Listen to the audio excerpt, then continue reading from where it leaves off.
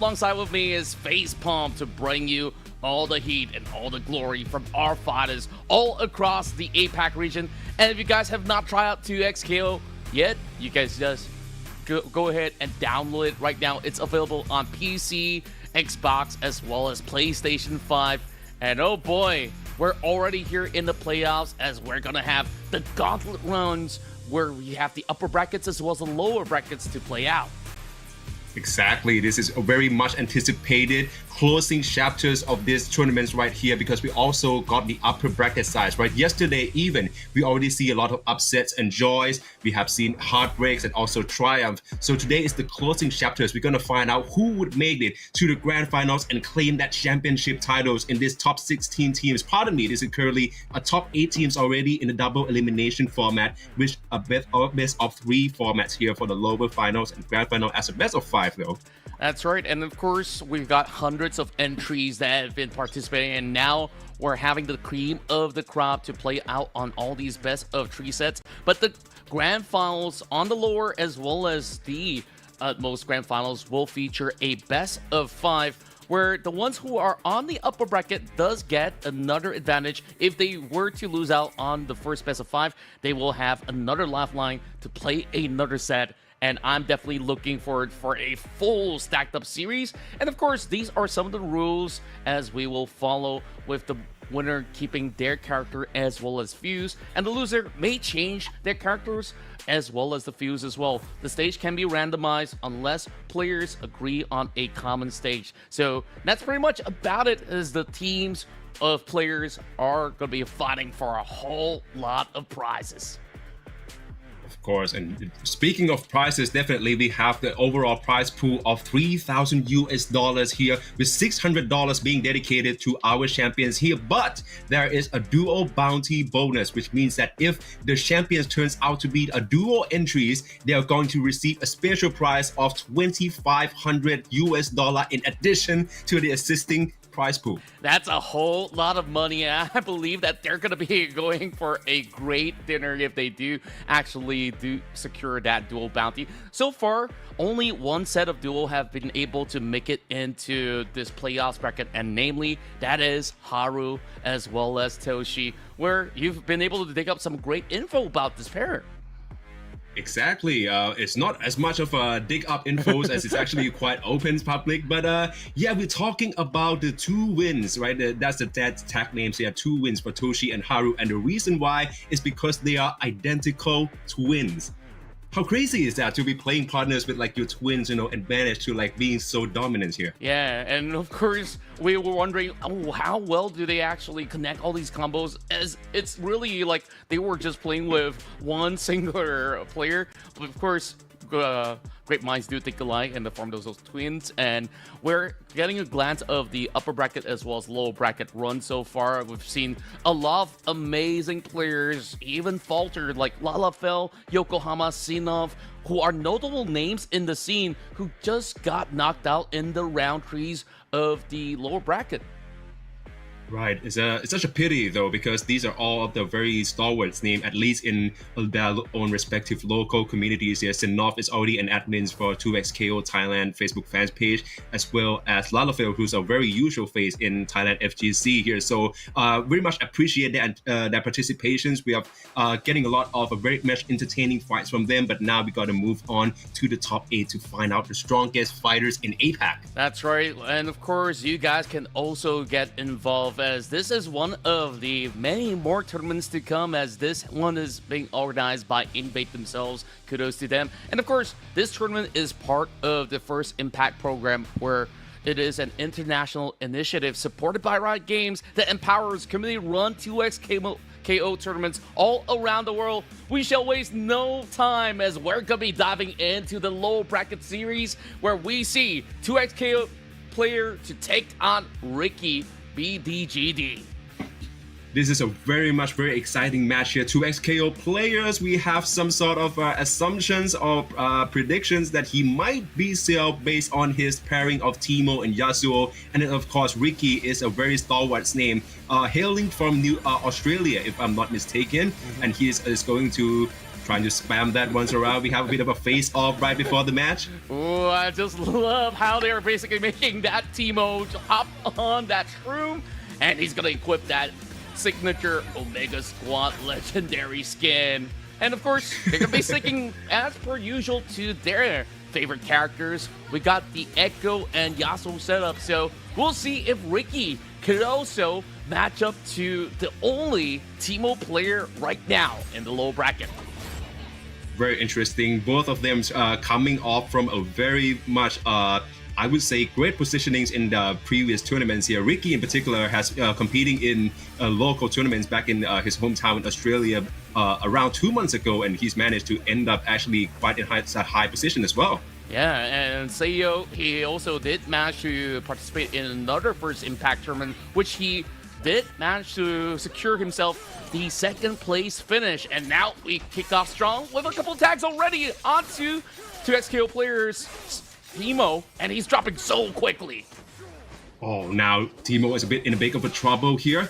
Yasuo's gonna swoop right in for this break here, trying to turn the situation around. But now it's Teemo chaining out the combos here, trying to put on Ricky's into the corners here. Those traps gonna cut onto him all. Got a break in with Echoes, but got caught mid-air over there. Yasuo is being tagged right in as well. But great block by Ricky over there. Gonna use the break, trying to disengage the situation. Reset that timing. Nicely done by 2XKO player as well, but got caught on mid-air for Ricky. There's going to be a transitioning into another back to front plays with now Echoes heading onto Yasuo, chaining right into another supers, airball launchers, and now going to hit him right into the wall, which is transitioning into another combo by Yasuo. Oh, we've seen this from yesterday, as he managed to chain it so perfectly and continuously juggles him up in the air. Here comes the last breath. Well, not exactly last breath, but of course the wins to knock him out. Still very early to the day, and we're already seeing the break being called there coming from inside of Ricky. Of course, and now it's left to Teemo from 2XKO player side. He's got tagged early on. Now Yasuo is in the close quarter side there, but great block so far by 2XKO player. Ricky, he still have Echoes with loads of HP, as well as Yasuo, who still got at least half of the HP as well. So now Teemo trying to set up the ranged systems here with the trap as well as projectiles, accessing that Yasuo backline. He's going to be nicely done chaining into another super. Those dart here is going to give him the Mirage passive here, which is going to sort of like increase more of his damage as well. Got caught into another grappling here. Nicely done by 2XKO players. Yasuo is swooping right in, but Echoes managed to deal with it.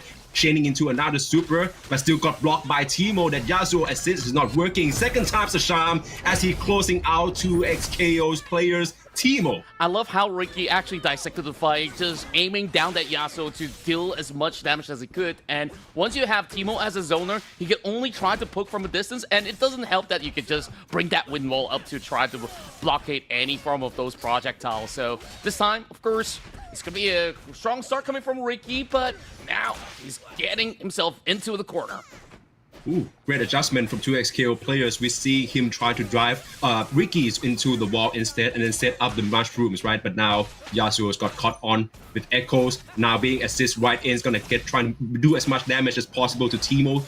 2XKO player has to use break in, but Yasuo is also setting up the wind wall, trying to closing the quarters, closing in the distance for 2XKO players, driving him right into another wall here. Has to engage with the break instead, and now Dark Super is coming in from Teemo, caught onto Yasuo. Echoes managed to break it, but at least into another reset, and the double dodge coming in from Teemo, as now Echo is in big trouble for Ricky's side. And he's being brought down to the chunk, and that will be the knockout on the Echo.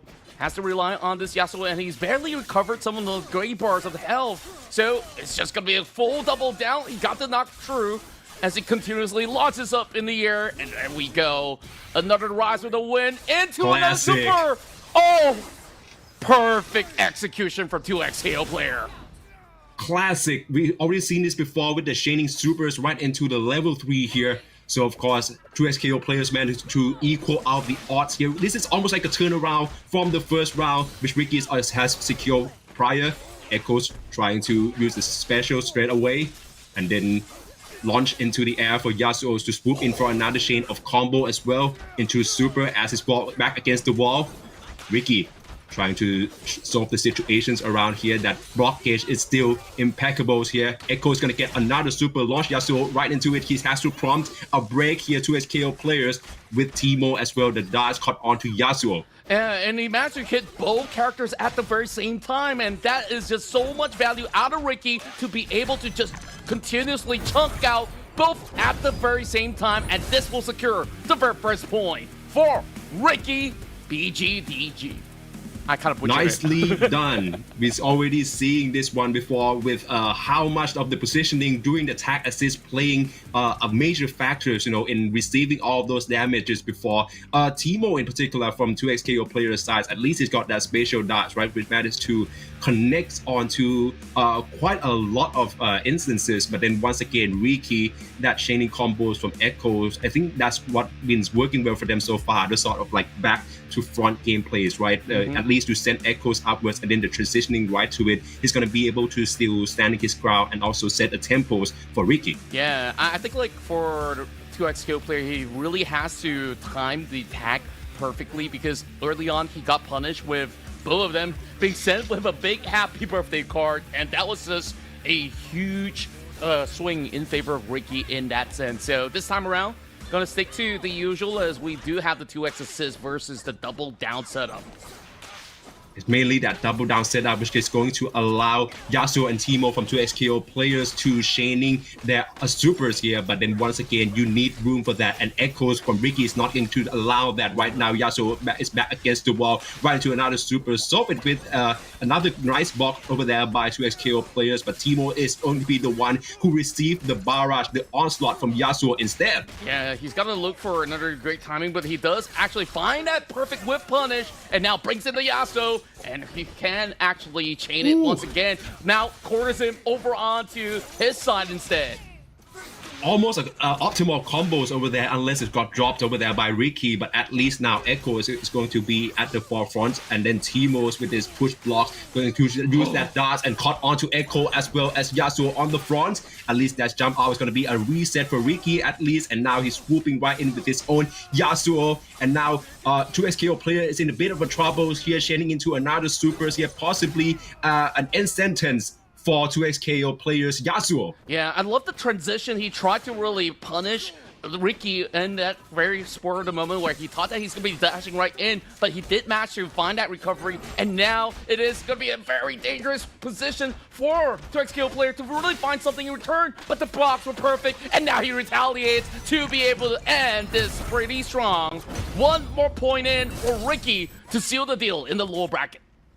Oh, 2XKO player did as much as he could over there. Teemo is not really known for being someone who's in corner up or using those wall combo as well. So all the travel being dispenses, and now heading into another round. Echoes from Ricky with Yasuo attacking right in. 2XKO players blocking timing is still on point, but now we got caught mid-air. It's going to get swooped in by Yasuo from Ricky's side instead, and now this is going to be another barrage of default combos here. At least great roll over there by 2XKO player. Yasuo is being swooped right instead. That wind walls here is going to help solve him. Ricky has to engage with the break. Oh, good call on the break right now. He relieves so much of that room for himself to really play this one out. Now goes in for the tag. Yasuo versus Yasuo. The walls are being brought right in. Same exact ideas here, but now Timos has to zoning out the area with the projectiles instead, as well as the trap. But it seems like Ricky, knowing that his HP is still on the advantage, he's not going to engage as much, using Echo instead to swoop right in, but got tagged by Yasuo from 2XKO player's side instead. At least this air-to-air combos round is going into his favors. Now Yasuo is being the one who got blocked in with 2XKO players. And now they're trying to swooping right in, trying to make the most out of the 2-time assist over here. But of course, 2XKO players is now in a bit of a trouble as both Timo and both of them is actually going to get caught out by Ricky. Oh, he switched up and he did manage to get the double whammy, and here we go! It was a big whip of the super! And just like that, he got punished in return. This is the chance, the opportunity for 2XKO player to find that turnaround. But he didn't manage to connect right after he faltered to the ground, but he still gets another launch. And here we go, it's a whip! And it's over! No way! He almost got it for 2XKO players. That Yasuo from Ricky's side was in such a big trouble. But now it seems like we have to conclude this lower round matches here with a 2-0 victory to Ricky BDGD. It's just impeccable of what Ricky has been able to do to absolutely find ways to just deal with not only the Timo, but also suppress 2XKO player over on the corner wall, where he was forced to play majority of the game defensively. 2XKO players trying to employ that double down fuse, right? But when having both Timo and Yasuo on the stage at the same time, is going to get tagged quite often by both Yasuo and also Echoes from Ricky's side. And then that last play, which hopefully we'll see in the highlight real soon enough, that was such a misfortunate plays from 2XKO players. Had he not whiffed that, I believe he could have at least taken out Ricky's Yasuo. Yeah, I certainly agree with that statement as well. I mean, take a look at how well they've been able to really find those perfect opportunities. I think in the very first couple of rounds, we did manage to get a glimpse of how well 2XKO player actually goes on this Timo to, of course, go in for those grand setups, especially with those pesky darts that's been able to deal quite a massive chunk. But eventually, those kind of tag outs kind of costed him, because I believe there was a couple of all these instances where some of all these supers even connected to both characters. That's right, and of course we're seeing a sort of like a back and forth game plan adjustment, right? At the very least, like 2XKO players managed to secure a round back in game number 1, but then this game number 2, this is where we're seeing a lot of I would say, game plans go according to plan, more so on Ricky's side here. 2XKO players, I believe that he's trying to using a bit more of a resets here, and I try to make it to the middle of the stage instead, and that's this play exactly into Echo, who's got this sort of like a repositioning, and of course with the 2-time assist, he's gonna to make a lot of creative plays with an assist from Yasuo. Yeah, and of course, overall, over onto the final course, this was that moment where it could have actually been a final connection. This was just beautiful, but that whiff was instantly punished, and he knew that moment that did not hit, that round was absolutely over. Oh, that was so cinematic, right? We're seeing Yasuo was just right into emotion over there. Had it been connected, like I mentioned, I believe that could be another sort of like turn the tides around moments for 2XKO player. Yeah, it could have actually been, but of course, the timing was just slightly off. I would say it's a matter of just a split second, I would say. And of course, we will carry on forward with our next lower bracket run. This time, we do have Balza to actually take on what I do believe to be Ikura here in the low bracket. That's correct. Balsas, once again, I'm not certain if he is the last Thailand representative here, but obviously he's the one who managed to make it through the lower brackets round, and now his opponent is Ikura. So we're going to see these matchups here, which I'm very much looking forward to. His Braum and Blitzcrank with the freestyles play was such a unique sight here at the INVATE 2XKO APAC Cup. Yeah, I just love the way that he usually draws his opponent over on the corner, and then you've got those big grapples and huge combos coming from both the Braum as well as Blitzcrank. But with the Ilaoi as well as Darius setup, this is gonna be a heavy-duty brawl where big damages are being offered from the side of Ikura. And we're seeing a freestyle assist coming in straight away from Balsa's side. Braum tag Darius into a one bounce, chaining into another combo. Limit strike is hit though. So now Darius from Ikura's side has to use the blockage instead, has to engage with the break, trying to get out of this situation. But Ilawi got tagged instead, and he still has yet to get out of that corners. Blitzcrank being pushed inside, but there's going to be a whiff from the grab commands and has to use break as well from the Balsa side. Oh, that actually relieved the pressure, and this will allow Ikura to form a response, and he's going to be able to get both the Blitzcrank and the Braum. Lovely from Ikura, chaining into supers here by Ilawi, trying to doing a barrage of combos, push block from Braum's side, gonna allow them a bit of a space up, but that doesn't matter for Ilawi. Go in for the second times, probably a shame, as now Darius is being tagged in as well with this overhead and taking out Braum's from Balsa's side. Yeah, that Glacial Fissure did not connect as well. Now he just really has to rely on his Blitzcrank. He does actually get him over onto the air and quickly knocks out that Darius to make it even. We'll see whether if he can actually find the L. He does get the grapple, and here we go. Lands it, slams it to the ground, but here comes the L. He got this level 3 by Ilawi. Ikura, what a timing that was. His back was already against the wall. I'm not certain yet, but that is going to be a KO and first round taken by Ikura. That really came to a really close stance from both ends, and wow. Ikura managing to really find that perfect timing on the L. Meanwhile, going into round 2, that rocket grab. Oh, that was perfect parry. Of course, and now wounded Blitzcrank is Braum has to be tagged in instead and try to apply more pressure to Darius as well, equal out the odds. Ikura with the break, and then S2 from Ilawi is gonna get tagged on. That eye stance glance from Braum is going to allow him a chance or to at least find more openings, and now chaining into another combos as Ilawi's back is against the wall, rolling backwards, make it back to the middle of the stage instead, but Braum is on a barrage for Balsa's side. Yeah, Ikura tried to get off the wall, but got himself pinched onto the other side, and it will continue on as he goes into the double tag. Here comes the Glacial Fissure, 20 hits, and this will be just an easy tag for him to knock out that Ilawi. So down to this Darius. Can Ikura still find momentum? Oh, but at least Braum HP is now dwindling as well. He still has Ilawi's for the assist, and now wounded Braum is. So Darius trying to apply more pressure from Balsa's side, and at least Ikura's managed to equal out the odds. Now it's Darius against Blitzcrank. Oh, there we go. Parry! Parry! Oh, he just timed it so well for the rocket grab. But that was a great defense coming in from the side of Balsa, but not quite holding on. He does call in for the Fury break.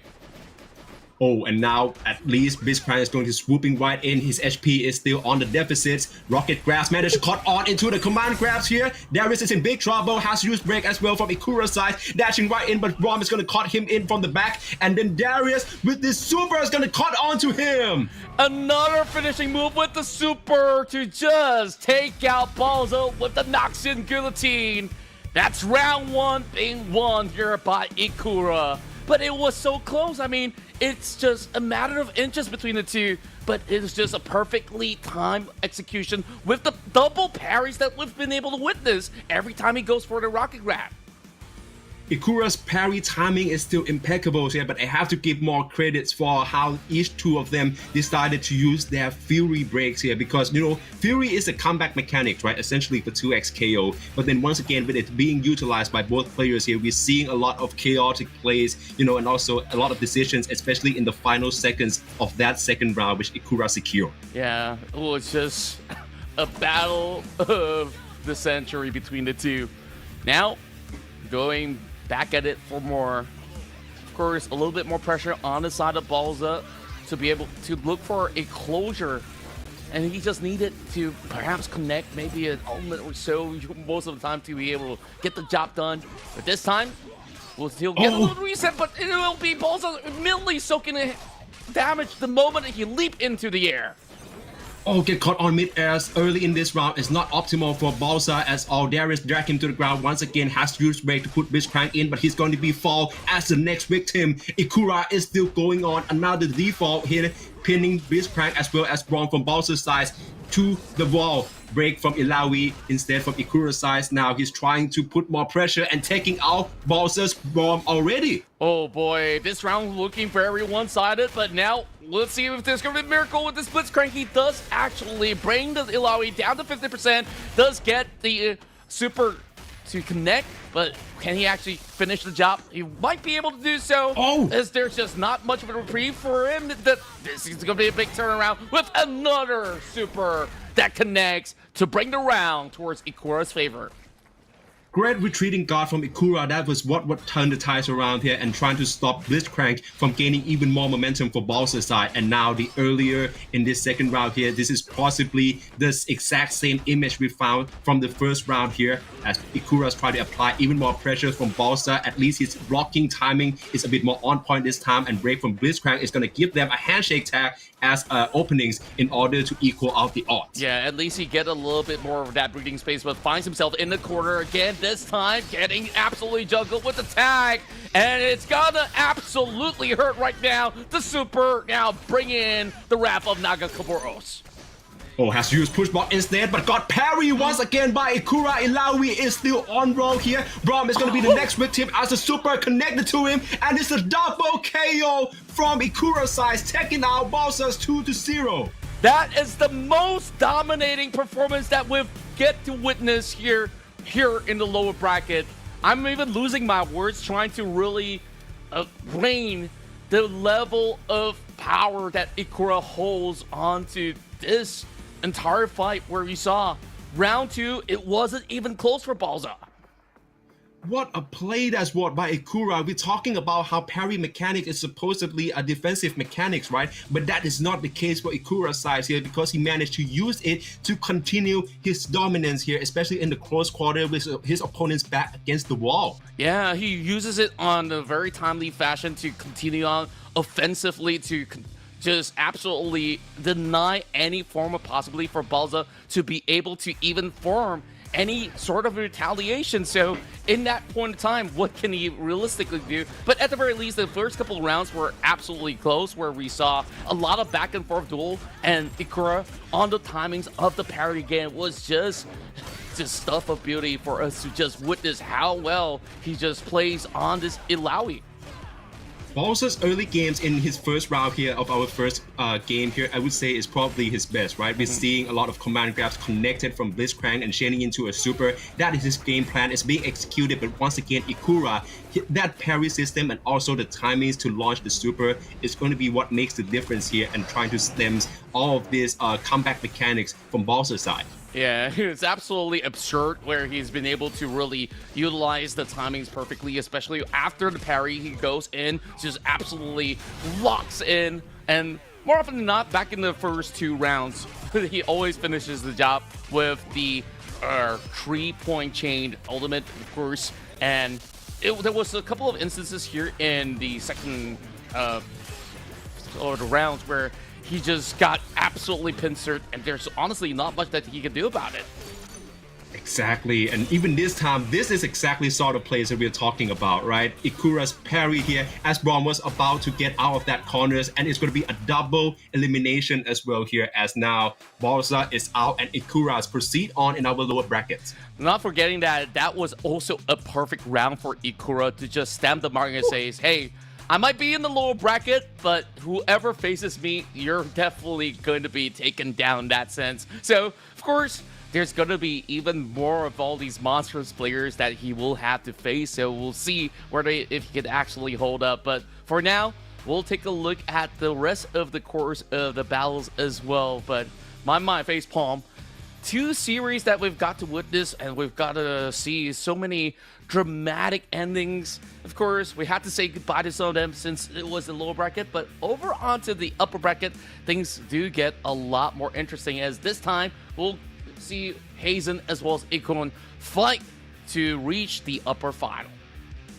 Oh, this is going to be another matchups that we are pretty much looking forward to here. In the lower brackets, you know, it kind of makes sense since it's a do or die matches, right? So it very much makes sense for it to go to like a 2-0 full series, 2-1 maybe. But then once again, when we be back into the upper brackets here, I think it's more of a display, right? Why these two players still manage to be in the upper brackets and how they are going to display their quality facing up against each other with Hazen and Ikoan. If I'm not mistaken, they are both of Japanese nationals. Yeah, and so far they've displayed great tenacity on top of very clean executions as well, especially from the side of Hazen, where he's also showed us that he can play more than just the usual signature couple of picks that they did manage to, of course, pick up from those matches over on yesterday's run of the upper bracket.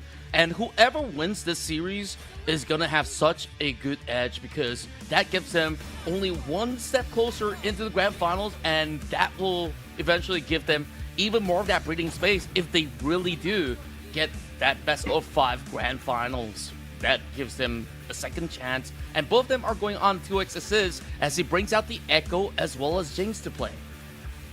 Oh, this is going to be another matchups as we see possibly a 2x assist against 2x assist here, and we also have the mirror Echo as well. So the difference is it's going to be the zoner, Jinx, or either the Yasuo as an all-rounder. Yeah, I really want to see can that actually play out to fruition, because Yasuo, he could still block some of all these projectiles with his wind wall, so he's got to also find those right timings or continue out with the pressure. But more often than not, they will be looking for the Echo to try to set up very big plays as we kick off here with the Jinx to start things off.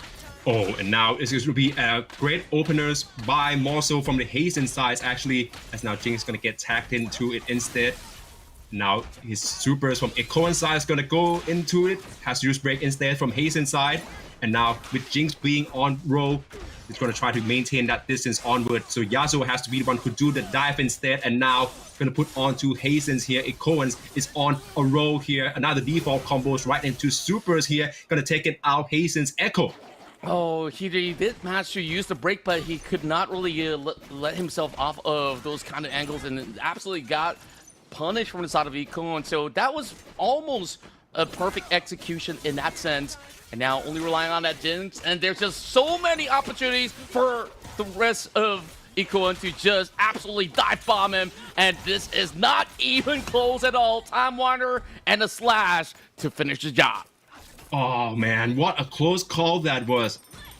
That is some plays that we're seeing from both sides here, but it would be Ikoan's who managed to claim this first round here. There we go. Now, ooh. Great hit. He did manage to pop the super in order to once again zone him out, but this time tags out for the Jinx to try to poke him down for a little bit more. Goes on a very defensive stance. We'll see whether if he can actually break 2, but so far it's been a great hole from inside of Hazen, but now he's in a little bit of trouble. Okay, then let's see. Jinx is still on the barrage here, ends here with Echo still being swooped right in. And let's see, great 2x assist by Ikoan's try to pin Hazen's to wall even further on. Assist from Jinx, maintaining that distance, has used break instead to keep that distance away now as the position is being shifted. It is going from north to east to west, sorry. And let's see, this time Echo is still on the roll for Ikoan's side. That super is connected onto his Echo as well from Hazen.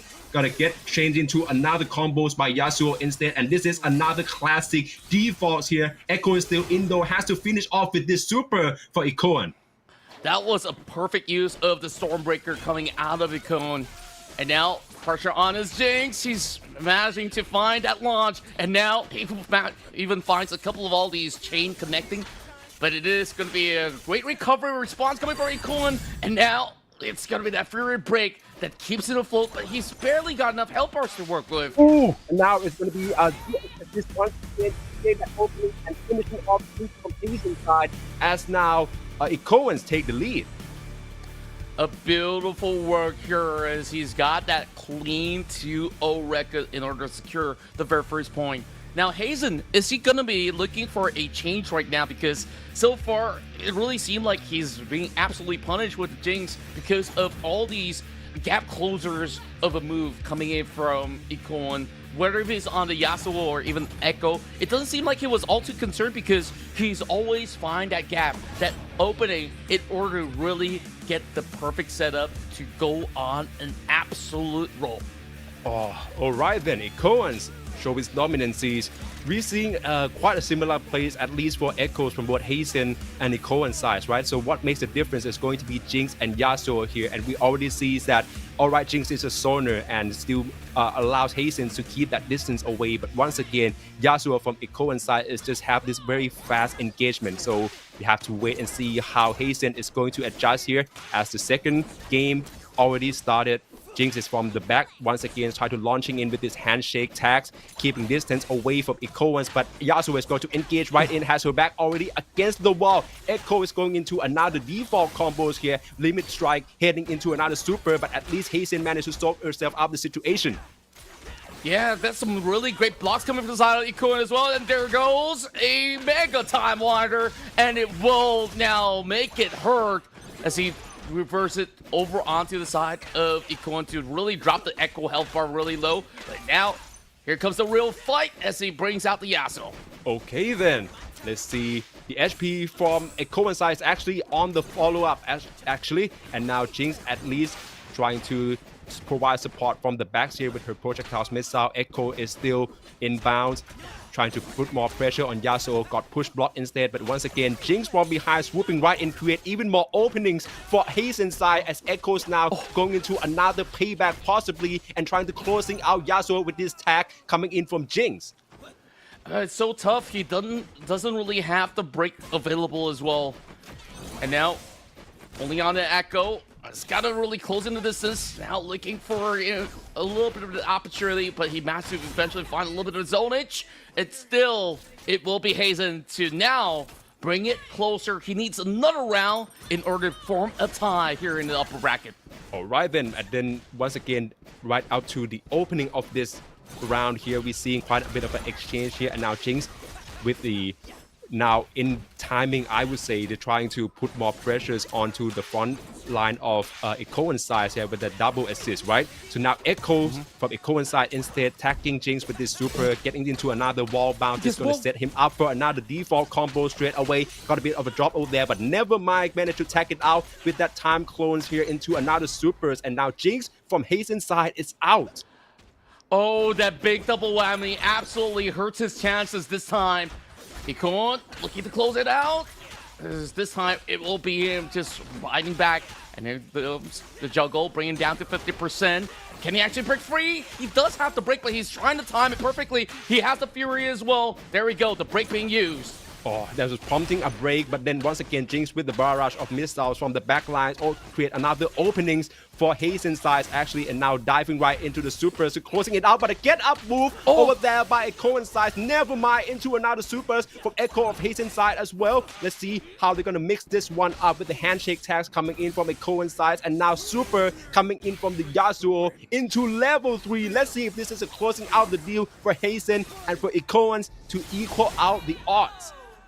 Perfect timing. He did manage to find that knock and just about giving him enough space for him to launch those double supers into the ultimate as well. That was absolutely magnificent. Here we go. A super charged right through, and that will just take out a chunk coming in from Hazen's Echo. Okay then, let's see. That get up move from Hazen was also on point. Handshake tag Jinx right into it instead. But then once again, she has to find a way to cope with Yasuo paces, right? So we have Echoes deploying into the front instead, and then trying to cut on to Yasuo mid-air by Jinx over there into another break possibly, but then this close quarter is going to go into Ikoan's favor instead, as now Yasuo managed to take a wrong bounce combo, chaining into another defaults here, chaining into the super. Let's see if Echo is out with the only minuscule of HP. Yasuo would manage to finish the job. Yeah, and now it's all down to this Jinx in order to really find a form of chance, but it doesn't seem like that's going to be the case, because it is going to be Ikoan that will once again get the lift off of the Gales, and finally breaking a little bit more space. He's just going to bring out the Pow Pow, gets a couple attacks. Oh, he's trying to dodge it to the best of his abilities, and now he gets punished for it. Oh, that parry from Ikoan is what keep the openings out, and now with the break instead, trying to get out of that corner instead. Jinx is now on such a low HP. It's 1 against 1 maybe, this time setting up with a projectile first, and Yasuo hitting her from behind and let Ikoan take this match 2-0.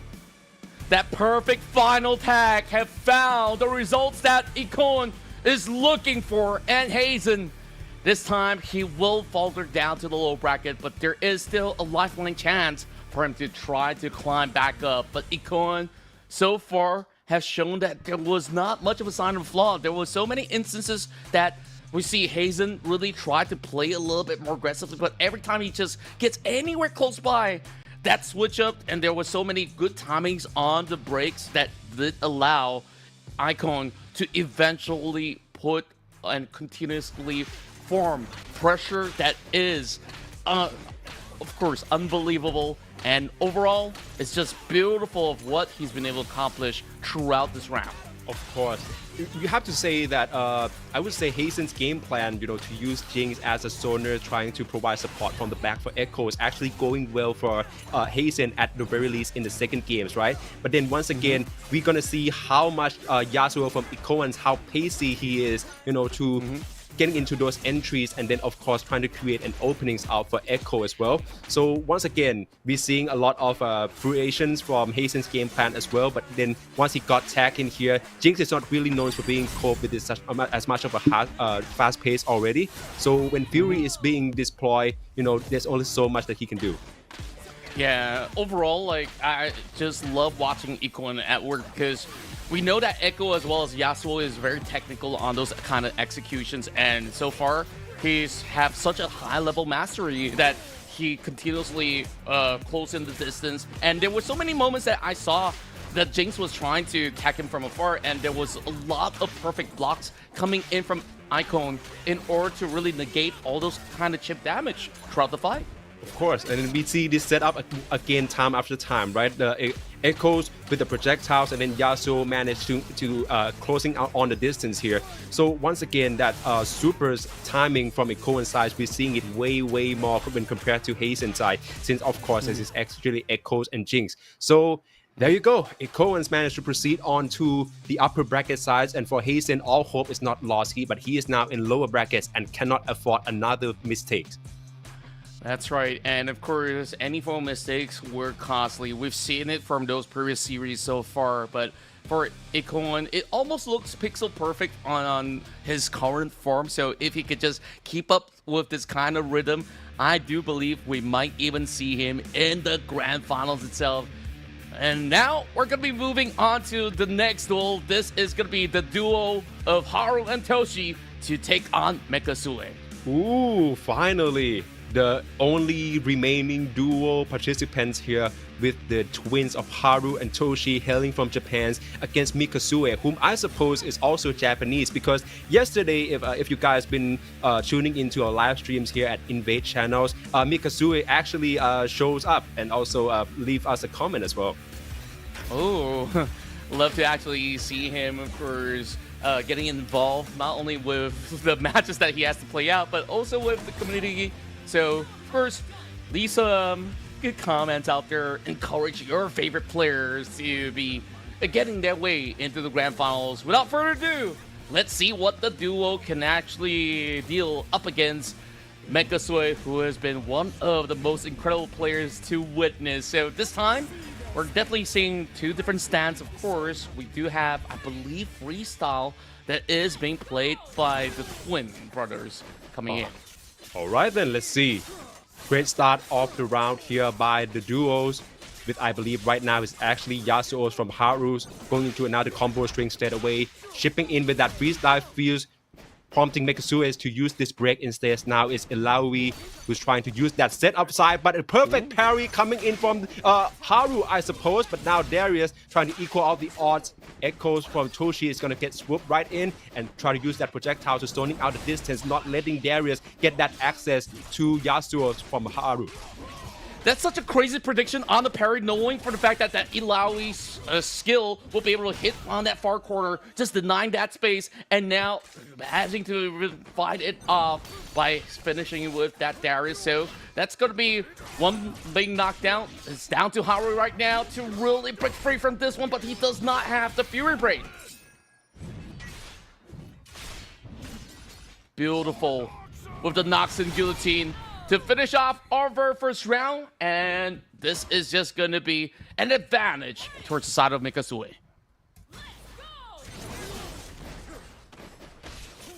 Well, Birdman, I'm not too sure if you're still around, but I'm just going to continue on if that's going to be the case, as we do see a great opener coming in from the side of Toshi, and he's going to be able to bring out a little bit of that time winder, and with that supers, he still managed to continuously chain to get alongside with his stream order to bring Ilaoi down to close to 50%, and we go all the way into the corner wall, still looking for that perfect juggle, and here we go, as he does have the slash and dash, and connects with a second super. Oh, and now Ilaoi is in trouble. This is just going to be a very nail-biting moment for Mikasue to really form a response. He does actually break free with that, and now here comes the tag out, and he calls in for the break. Ooh. Another break coming in. What a play that was. Ilaoi now chaining super right into another super. That S2 is going to keep him set up here, as now Echo's being tracked to the ground by Toshi's side into another super, which managed to connect as well, finishing off Echoes from Toshi. And this is just a very, very low health bar coming from Mikasue. He's playing a good defense, but the grapple! Oh, that's going to be a chance! He will find that perfect flow to just knock him out of the park. And there we have it. This is going to be a finishing move to secure the first point for Mikasue. What a play that was by Mikasue when it's actually up against the duo from Japan. You know, I think that's both compatriots, right? So, wow, what a play that was. You know, there's a phrase, right? It's either 2 against 1 or 1 against 2, right? And Mikasue just show us how a solo can also thrive when facing up against duo. Yeah, but that final round there was so close, because the twin brothers have almost not either one of these characters, but he managed to find that perfect timing on the Fury break as well, and finishes the job with a couple of super combos in order to connect, and that was just a little bit too overwhelming for Haru as well as Toshi. But I would still say it is a very, very close round. It could still be either party to go all the way to the upper finals. Oh, it's such a pity that you guys actually lost me for, I would say, like at the end of round 1 heading into round 2. So I didn't get to see how Mikasue actually managed to, I would say, trying to neutralize the freestyle views that both Toshi and Haru has been employing. You know, we see how much pressure that can apply to, and how he can actually manage that. Yeah, well, of course, we still have more action, so you are probably not going to miss the next one. But there's already a big chunk being dealt with a 21-hit combo, and there's absolutely more to come. He will have to call in the break, and he also anticipated that long-range poke, and still, it's a juggle onto the Ilaoi. Oh, right now Mikasue is in big of a trouble because both Darius and Ilaoi is already half HP down. This tag assist from Darius instead, but has to try to find a better way, a faster way to engage and closing in on the distance right now. At least he managed to tag on to Haru's Yasuo and closing it out, trying to pin him to the wall instead with this wounded effect. That break from Ilaoi was a nicely timed play, trying to maintaining that momentum onto his side. Darius being tagged into instead, prompting Toshi to also use break to save his twins. Yeah, Toshi now takes charge and looks to finish off the Darius. Perfect timing, calling for that break in order to find the edge. And now, down to the Ilaoi for Mikasue. Has to play a little defensively. He did get tagged by the Time Winder. Oh, but at least right now, Ilaoi is the only one who backs and managed to equal out the odds by finishing off Haru's Yasuo. So now it's actually Toshi's Echo instead. But that HP deficit would prove to be too much as the twins take the first round. Wow, just absolutely a great duo display of how they've been able to work in tandem. And now, still pretty even on both sides, and finally getting the double whammy. Oh! This is gonna deal a big chunk and see both fall down to 50% altogether. Oh, at the very least right now, Mikazue is trying to maintain that momentum, but get launched into the wall this time. Has to use break to disengage. Ilawi instead is going to be the one who take the barrage from both Echo and Yasuo's of Haru's side instead. Right now is Echo's from Toshi though. And then to this grab right now, Ilawi is already half HP down. Attacking in Yasuo from Haru into this freestyle. So it's a double wombo combo to taking out Mikazue's Ilawi. This one looking a lot cleaner into this form of flurry of engagements, and this should be it. But didn't really find that full connection as he does actually go in for the kind of break, and there we go.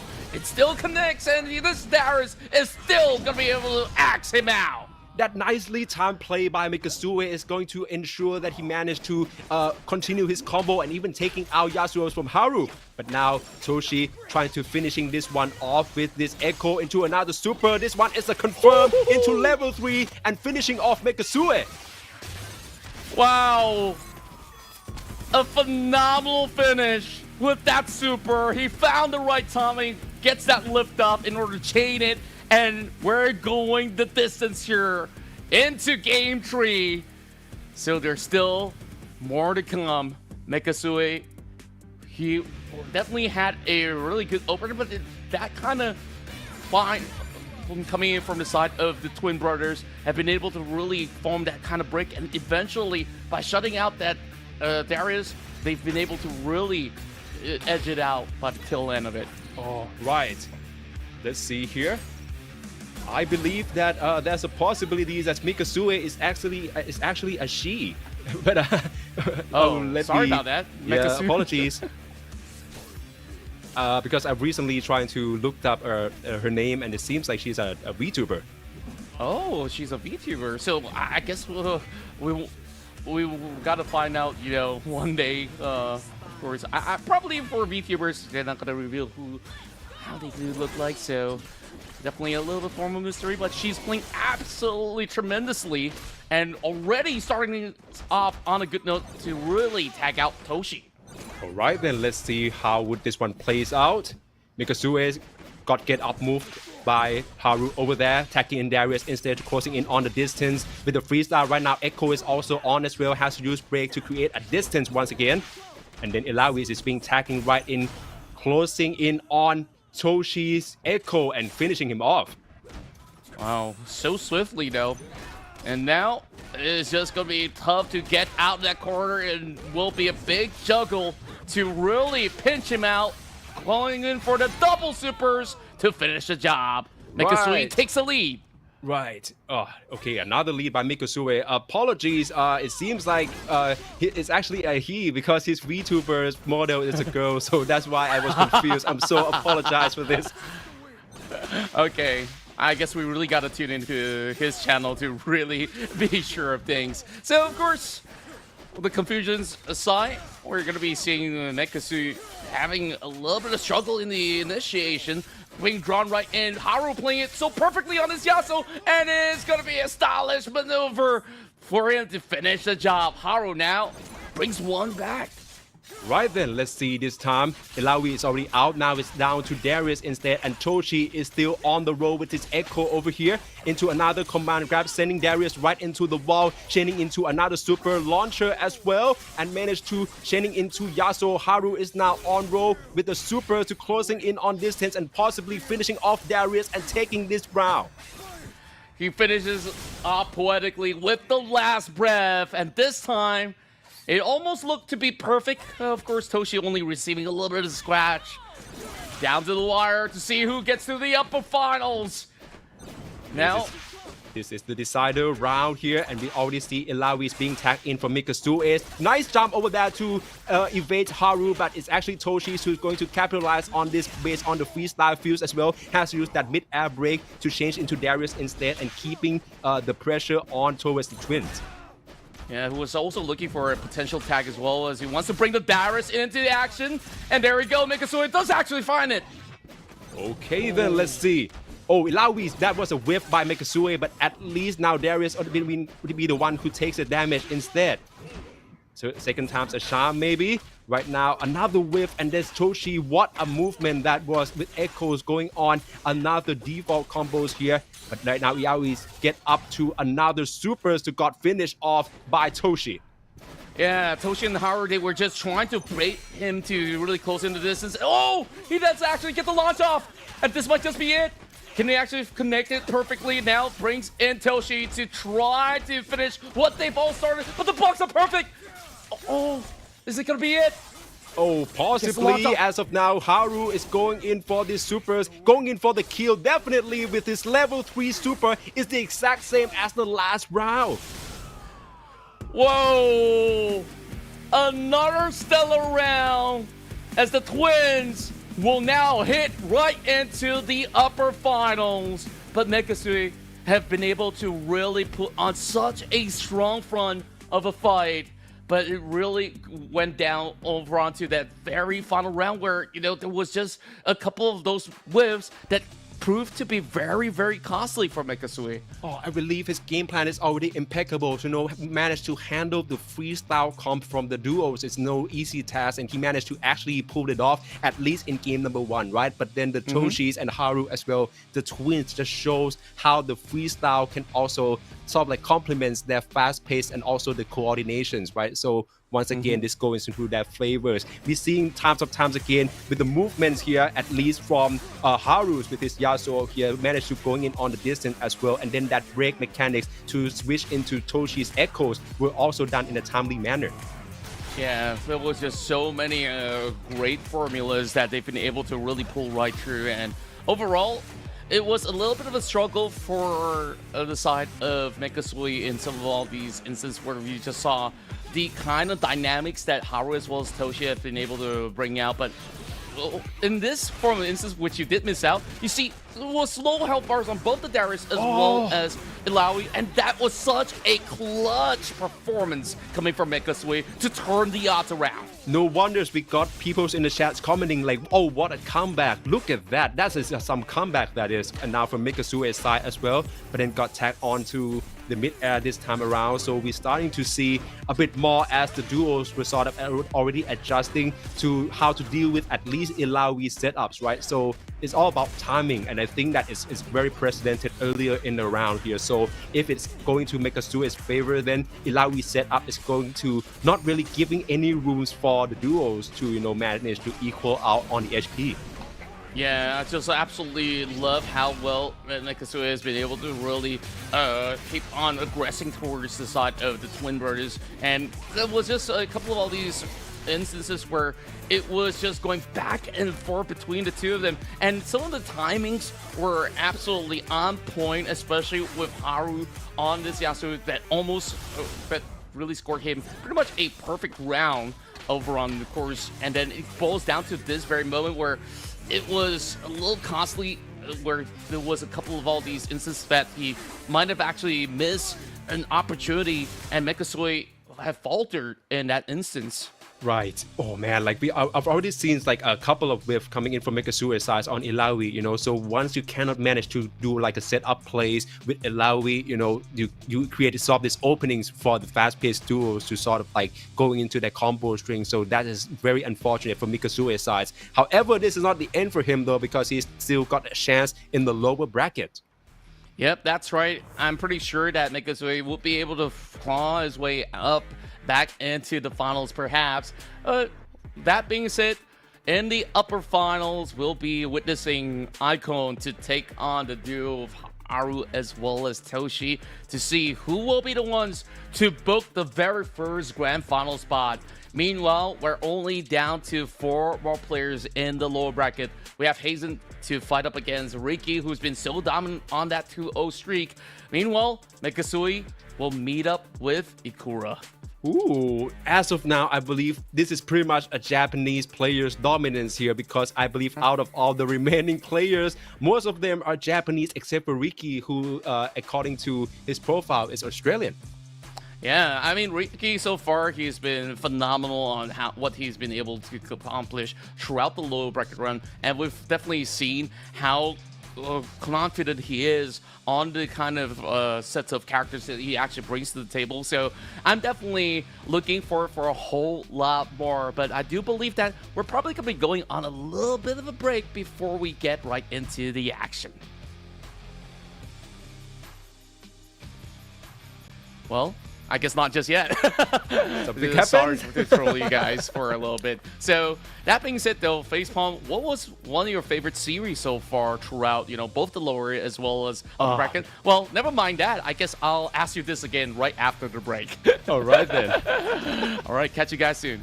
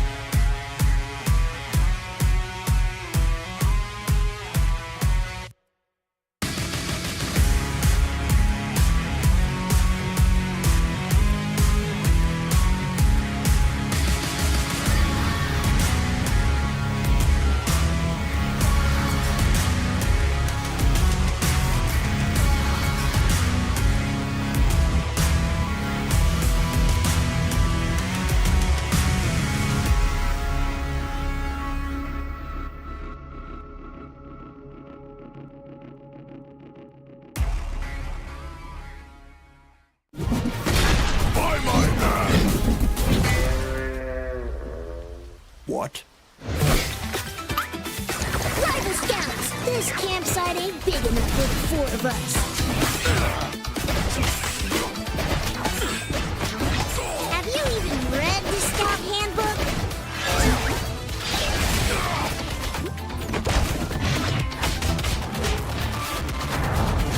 You've got a magnificent mustache,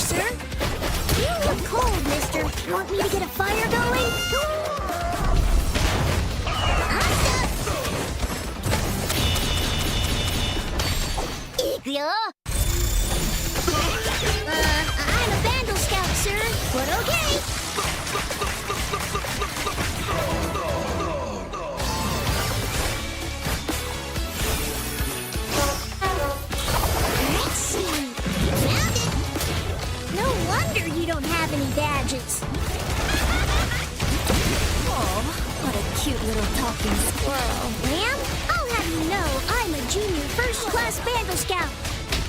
I brought my victory bugle. And I plan on playing it with new recruits. Let's put them to the test and see what they know.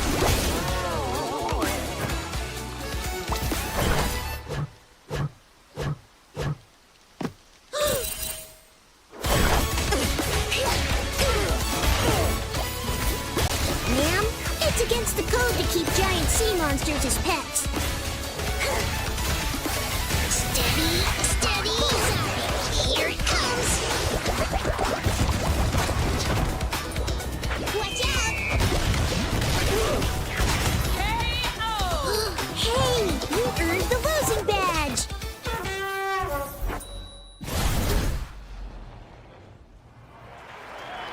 Let's go!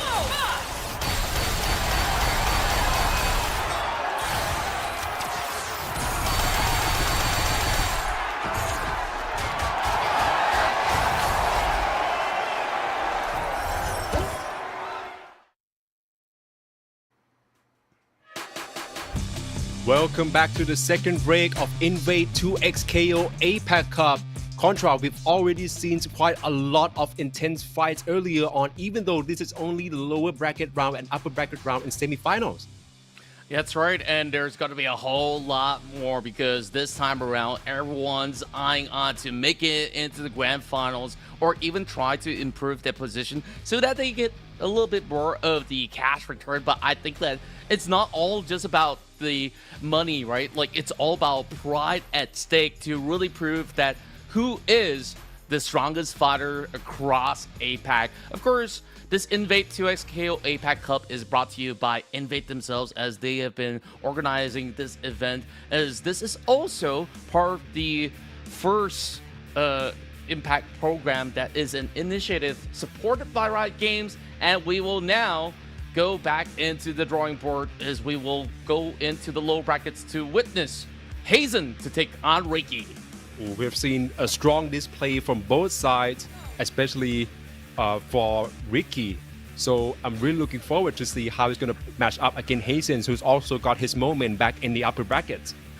That's right, and we're going to see both sides to be going on the 2x assist. So he's the only player right now remaining that's playing on the Jinx. We've definitely seen a bunch of fighters going on the Echo because of how well you could just really slip right into all these unpredictable positions in order to capitalize on situations. And here we go on this best of 3 to see who will go through and who will be knocked out of the tournament.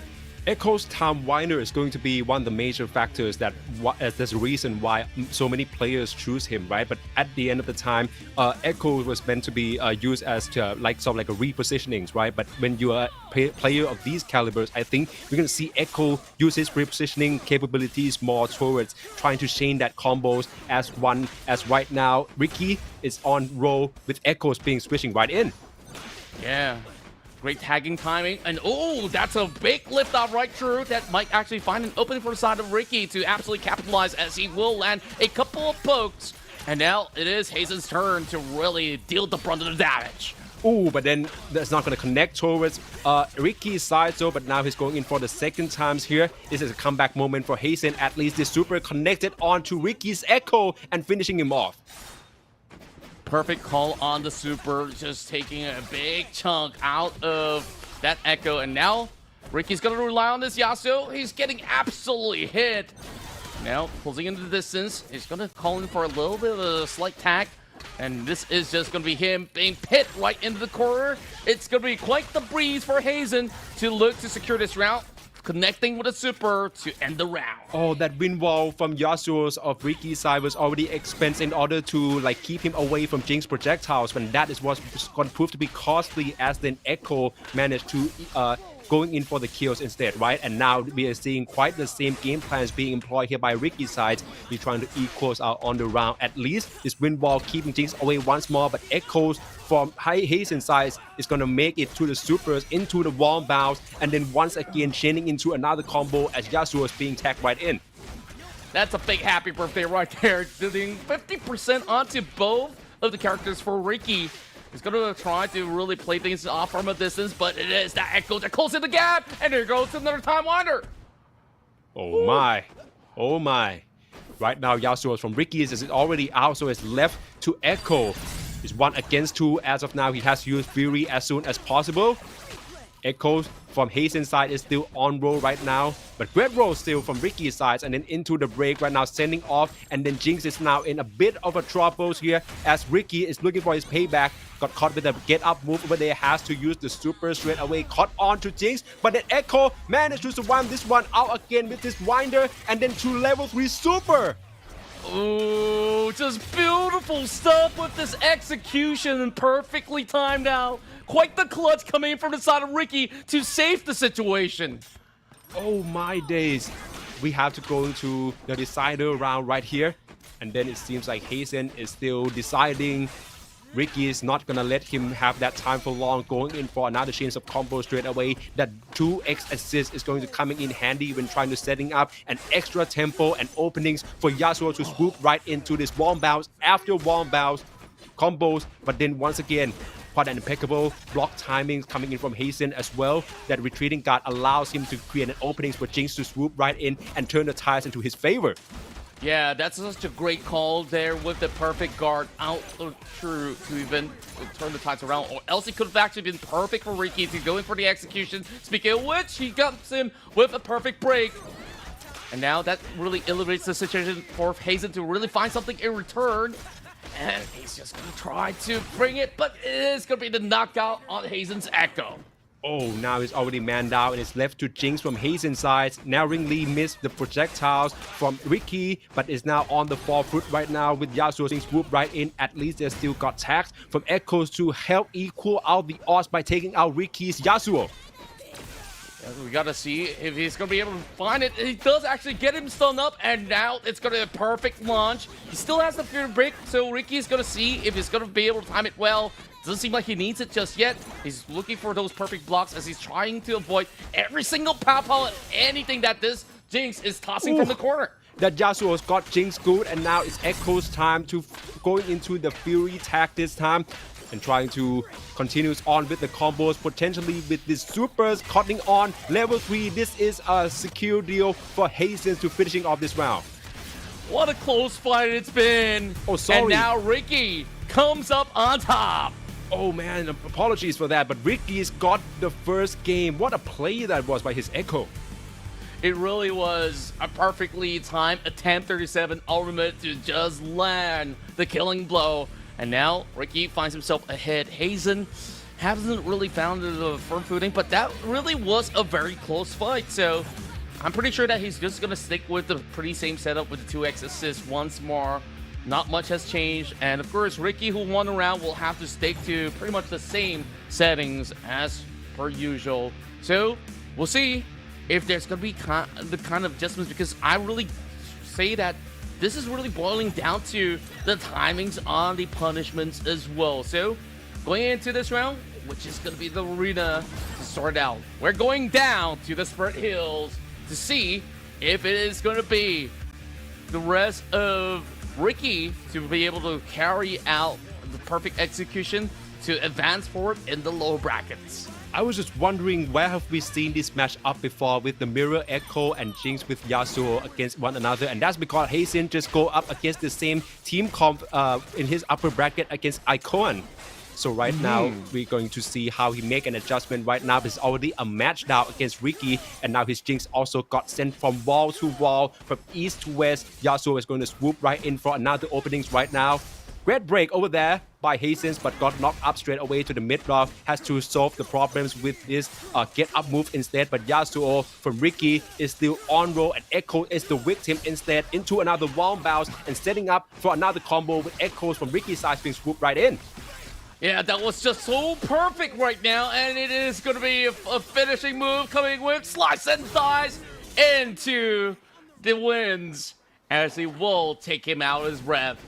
Back towards the Jinx is going to be very, very difficult, but can Hazen eventually find it? The wind walls continuously being brought out, so it doesn't seem like it was a concern forcing Hazen to close the distance, but that was going to be to his own demise.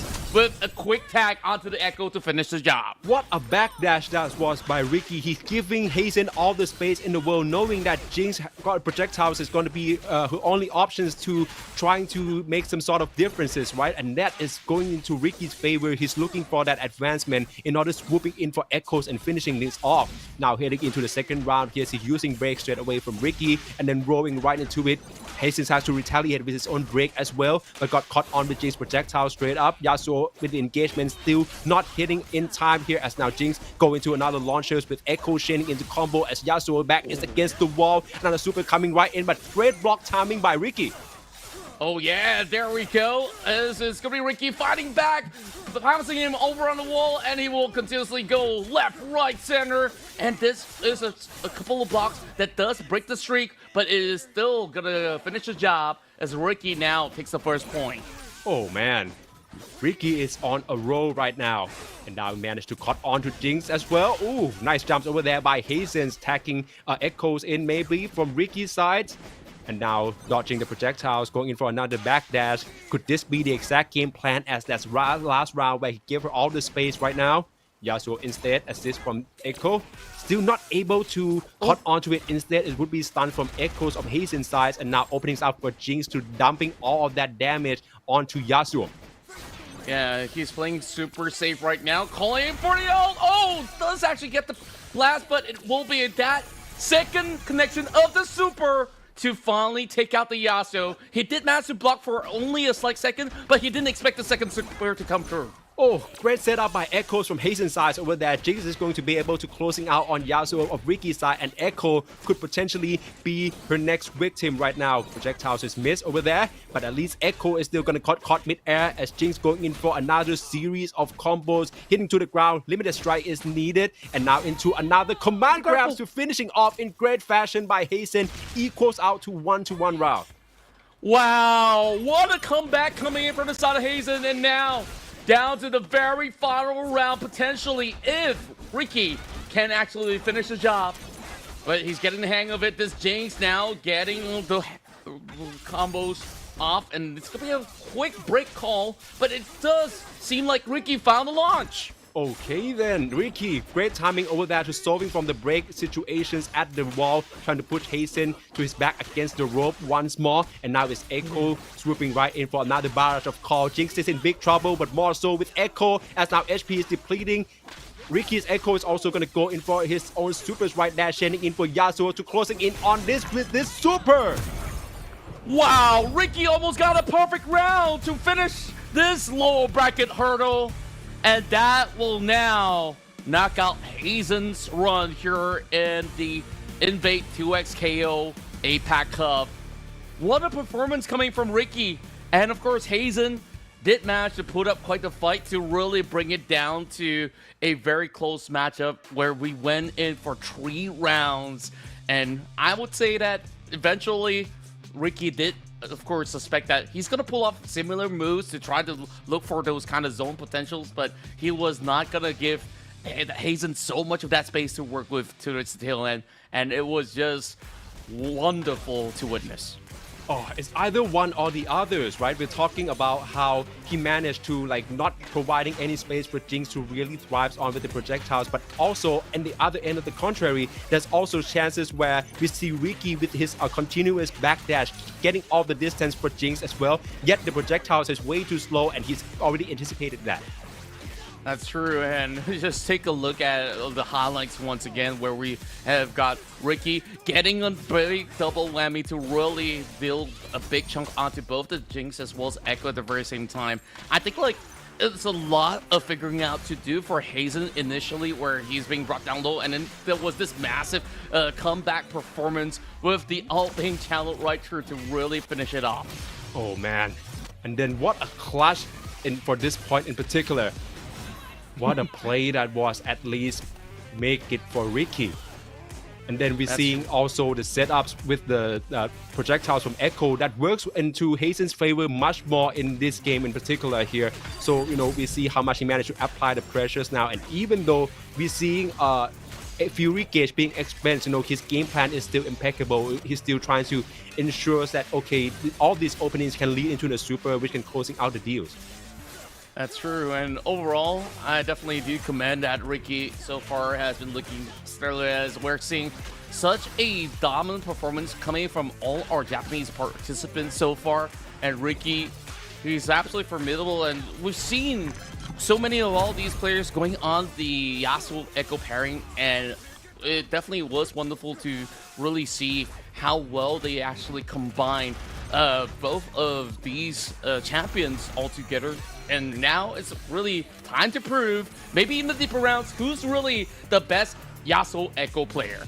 Oh man, we've seen this matchup times after times again, and once again, this sort of just shows us, right, that in fighting games, especially like 2XKO, like game plans truly matters. You know, we see the team build-ups and how the approach to gameplays can really reflective of, you know, your performances when you match up with a specific conditions. In this case, we see how Hazen has to adjust his Jinx and Echo in order to cope with the Yasuo and Echo teams. And overall, I think that he did pretty fine, as he did really bring the fight to a really close quarter, of course. Now we move on to our next duel. We have Mekasue to take on Ikura. As we are looking at a double down versus 2x assist. So really interesting that we are seeing a mirror matchup from these two gentlemen on our screen. Ooh, interesting. The field is going to be what makes the difference. The double down is going to allow Mekasue to chaining Ilaoi and Darius supers back to back. Meanwhile, from Ikura's side, that 2x assist would allow him to create sort of like more of an openings and also to give him positioning advantages to go into a neutral gameplay, which we already seen from earlier games how much it works out in his favor. That's true. So it's really about the timing on either the double downs or even the assists. So, of course, if he could actually charge up the meters well for Mekasue, then he can absolutely go in for those big blow, and the damage can absolutely overwhelm the side of Ikura. And speaking of which, already getting a perfect initiation onto his Ilaoi. Okay then, let's see. Right now, it seems like Mekasue is on a roll here. Darius is in big trouble, but more so Ilaoi, who potentially couldn't get tagged in at this moment in time. His Ilaoi instead is going to use that specials to set up move. At the very least, right now, Ikura is still on the blocking role, but then gonna get command grabs right here by Mekasue to taking him out. Not even the scratch it onto Mekasue. And there we go. Those actually calling for an attack, and then that brings out the tentacles and finally finding a little bit of juggle. And that super move will seal the deal. It is a perfect record to start things off for Mekasue. Oh man, pardon me, that was a special move also from Darius from Ikura's side, but at the very least now Mekasue is on his first round already. Let's see how this one is going to play out with Ilaoi now being tagged in, but keeping on that pressures on towards Ikura's side. But now his back is against the wall instead from Mekasue. Got tagged in the mid-air right there. And it's going to be Ikura, who is currently going on another rampage. Darius going to drag him right in. Has to use break instead, trying to disengage.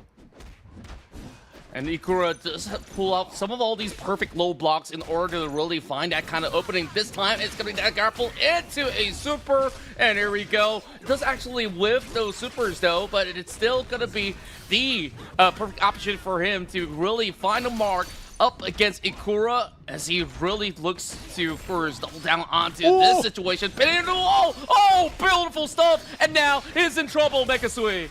Oh man, Ikura, what a play that was to get out of the wall right on time. And now it seems to be Ikura instead who are now gonna get rid of the Darius from Mekasue's side. Just absolutely huge performance display. And now it is just gonna hurt a whole lot. Mekasue unable to really form any form of response. Brings out the tentacles. Whip, whip. Here we go. Finally, he found his chance. And perhaps he might be able to really turn the tides. Charging the Fury Burst. But this might just be over before he could accomplish much. And there we go. The Super Slam to finish his job. Okay, then he managed to equal out the odds. Now we're leaving up to the decider round once again from both sides here. Oh, and then earlier trades here, we're going to see a bit of a damage coming in from Mekasue's side instead. Ikura has to use break to disengage from that. And now he's accessing Darius right now, but Ilaoi from Mekasue's side is going to go in for a roll right now with back against the wall. that special once again, keeping him in position. Ikura can only do so much, but to block right now with Darius coming into instead, that wounded stage going to be afflicted now and then. With another break, trying to reset the tempos back into Ikura's favor. Ilawi is in big troubles. Mekasue managed to use this low to finishing off Ikura's Ilawi. He tried to pull off a grapple in that spur of the moment, and that also allowed Mekasue to continue on with this kind of hustle, pinning him into the wall, brings out the tentacles yet again, looking to attack into Darius. Darius versus Darius, but he does actually pulls him off. Get off me! Oh man, and now Darius from Ikura's side maybe. What is going to be his response here? But now his HP is dwindling, and there you go. First game goes to Mekasue. That was quite the incredible performance where we're seeing this mirror matchup really pay off for the side of Mekasue. I believe he did get a little bit of that warm-up round from the upper bracket, and now he's trying to make it through to the grand finals. Now with a little bit of edge, we'll see if Ikura can really find that kind of rhythm, because there was a couple of instances where he didn't really capitalize on certain whiff punishments, and that was absolutely costly. But with this mirror matchup, it really boils down to really understanding every single move from each player, and that being said, who will be able to make that deep run here in the low brackets. Oh man, when it's a mirror comp here, and it's come down to few, so it depends on the capabilities that the team synergy is going to allow each players to really utilizing either the double down or 2x assist here. So mainly I would say, at least from Ikura's side, the game plans were already working well, but there were so many instances where he got his back against the wall. So maybe a bit of a switch ups maybe in order to bait it up like this. Jumps over here, and now he's going to be the one to engage first. Tag assist coming in from Ikura straight away, trying to maintain that combo. Overhead slides coming in and decking Darius from Mekasue down. Half of his HP already gone. Has to switching into Ilawi instead, but that's going to be another parry maybe from Darius, and then chaining right into it. Has to use break instead from Mekasue to get out of that situation. Great call for the break. He did manage to at least block a couple of all these shots, and now finds him to be able to pit Ikura over on the corner wall. Does actually get a couple of all these great defensive hole on that low block, and still couldn't really break right through, but still some chip damage being done over on the side of Mekasue. Oh man, what a trade that was. We're seeing that instances already a couple of times already in this round, but now it's going to be Mekasue's side who's going on a roll with his Ilawi right now, pressuring Darius down, trying to use that jump, gonna get caught mid-air by Ikura, who's now swooping right in, trying to make the most out of this situation. Ilawi is in big trouble, she's wounded, and also with these chain supers coming in from Mekasue right now, but he still managed to block it at least for Ikura's side, but then once again, it would proven to be too much as Ilawi's from Mekasue's got taken out. Yeah, Ikura was so smart to really get over onto the other side in order to really pit Mekasue. This time, there's just no reprieve whatsoever, and it is looking absolutely clean this time for Ikura to take those rounds. That was quite a convincing performance from Ikura. Let's see if he can repeat in this one to equals out to 1-1 game. Coming in from break straight up from Mekasue. But still, it's going to be Ikura to apply in the pressure. Darius is now back against the wall. That tentacle is going to help her set up even more moves, chaining into another super. Let's see this one. Darius managed to block it in time, and then disengage from air, trying to push Mekasue's back onto the middle of the stage, and then got hit into another move straight away with his super leading into it. Ilawi is being switched right back in. Right now, his Ilawi is instead being wounded, and then this tentacle is going to provide way more pressure on towards Ikura's side, coming right back with the break of his own to jump back right out, but Mekasue would manage to cut it out and taking out Ikura's Ilawi. That's so crazy. That low sweep connects, and then that whole flurry of engagement just absolutely pit out that Ilawi. This time retaliating though, as he now whips up the big axe, and it will be the super to finish it off. Down to a 1v1. Mekasue. Oh, he immediately gets hit. Right, but now it's in big trouble from Megasue's side, trying to use as much block as possible. And then with that push block from Darius, getting in more position. But Ikura was going for the kill straight away with this super finishing off Ilaoi and give Ikura this game. That was just a big comeback performance coming from Ikura, where he's been able to really find a better footing into this matchup. Now, down to the wire. We'll see which better Ilaoi Darius player will be able to make the cut into the lower bracket final.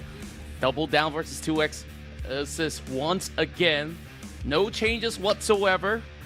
It's really boiling down to all the finer details on the execution. I do believe that Ikura, there was some really brilliant moves that he actually pulled off. Once he hopped right over, he went in to connect those kind of low blocks, as well as getting those launch off in order to absolutely find that kind of momentum. And this time, we're going into the Firelight Run to finish what they started.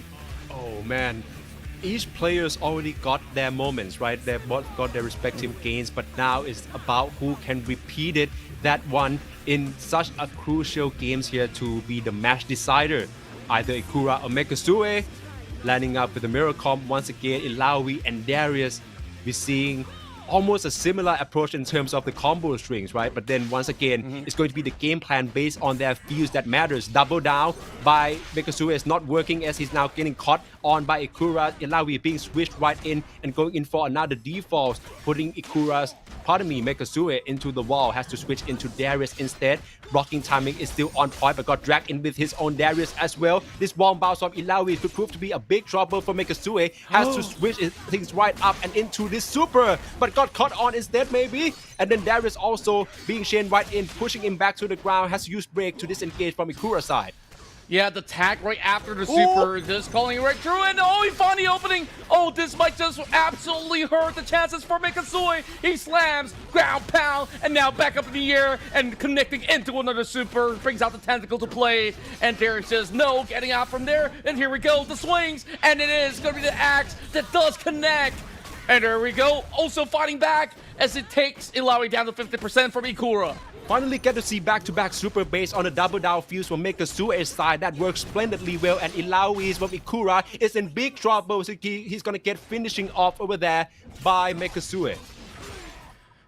And now, dangerously low. He's going over on the corner. Couldn't really find any opening at all. And there we go. The super will be able to seal the deal. One more round to go for Megasue to take charge. But Ikura, he now needs to get those back-to-back wins. Oh man, what a game that was. Let's see how this one is going to play out, because it was such, I would say, rather closing games, right? We're seeing both sort of guys have their moments. With Ikura, also, even though that game's not going to him, but then once again, that mix-up and also the parry from Ilaoi, and in the middle of the round, I believe that is what makes me hype so much that, oh, maybe he can manage to finishing off one of Megasue's champion. Yeah, he was so hyped on how that double down absolutely barefoot from Megasue to finally find that perfect connection as well, because we were absolutely wondering on these previous couple iterations of the fights where, okay, when are we really going to see that full effect? But of course, you need those meters up as well in order to form this kind of execution. And a lot of the times, Ikura have been able to also find ways to counteract in order to maybe block couple of these shots, so that really was quite the sight to behold. I do believe that it was a little bit of technicalities that these players are facing off for the moment, so we'll have to, of course, get that one sorted out in order for us to really jump back in, because we have yet to really find that decider round between the two. So, oh boy, facepalm. Honestly, I don't know who's gonna take this one, because this is by far the most exciting, because it's a mirror matchup. And, you know, when you have a mirror matchup, both players are very eager to really prove themselves to be the very best. Exactly, and if our situations is being corrected, these sort of players, these sort of matchups here is going to make a lot of differences when it boils down to their fuses, right? So we see double down fuse from Mecha Suicide. All right, we're seeing not that many times as well. We got back-to-back super, but when it works, it really works. Meanwhile, for Ikura side, that double assist is going to give them so much rooms in order to create this sort of moments and also the repositioning, which when we look at it, it was like sort of like more of a brawls and a trade-off between Ikura himself and also Mekasue, right? So when these two factors coming into play, we're going to see, it's coming boils down to maybe some, I would say, game-changing moments, or maybe just frame perfect parry that we already see from Ikura side. Yeah, and of course, if anyone actually gets a perfect parry overall to Dylan, it could really be a big game changer overall. And we've seen it time and time before on how it really turns the tides. So this time around, looking at how these two players perform, I do believe that they've gotten the hang of both sides of the playstyle being almost identical, other than, of course, the fuses that really was the difference maker out there. So long as, if we're going to be looking at Mekasue not really connecting too many of all these hits, then I would say Ikura won't be too worried of getting connected with those double supers for both sides of the champions. Overall, I'm liking how they've been able to really handle the pressure right now, especially with so much stakes on the line, because there's no more second chances for Mekasue or even Ikura now on the low bracket. Alright then, but what we receive our words from the staff here is actually Mekasue won the first round, and there's also a bit technical problem from the server as well. Therefore, we are going to restart the match room right away. So let's see how this one is going to play out, how much this could disrupt Mekasue's rhythm, or maybe for Ikura side, how much of this space can give him a time to reset and also try to rethink his game plan. Yeah, I do believe that we will start things off from pretty much similar notion, but the point still remains, I do believe, so they won't be starting off from scratch. So I would think that at least this will be fair for both sides who's been able to really earn those kind of points in those regards. So we'll have to, of course, let them reset the lobby and then get to the very same point before, of course, we show you what goes down into the final battle between the two. Oh boy, I mean, facepalm, there's just so many instances where I thought like it doesn't get any better. I just feel like they keep setting the bar higher and higher every single time. So this is the beauty of 2XKO. If you guys are, of course, watching right now from, of course, your humble vote, if you guys haven't really tried the game, it is absolutely available for free, where you could just download it on your PC, or if you guys are playing on console, it's already available on PlayStation 5 as well as the Xboxes. So that being said, overall, a lot of prize is on the line. Being in the top 4 can just guarantee them, at least $300 and above. Meanwhile, I would dare say that everybody's already a winner that has been able to really play throughout the gauntlet runs to even make it to the playoffs.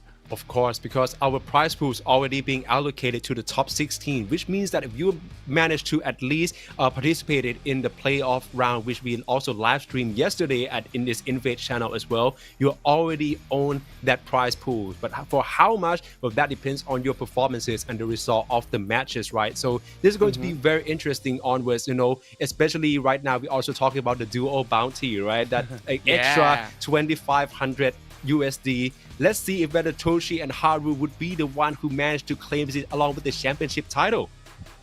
Oh, we do have a little bit of update, just to, of course, correct ourselves for a little bit. So, from what it seems to be, the game will start from scratch, but if Mekasui gets one round, they will win the match. So, that is now dependent on Ikura to get 2 wins in a row in order to really sort this one out. So, Mekasui, he's only got one job. He's got to win it right here, right now.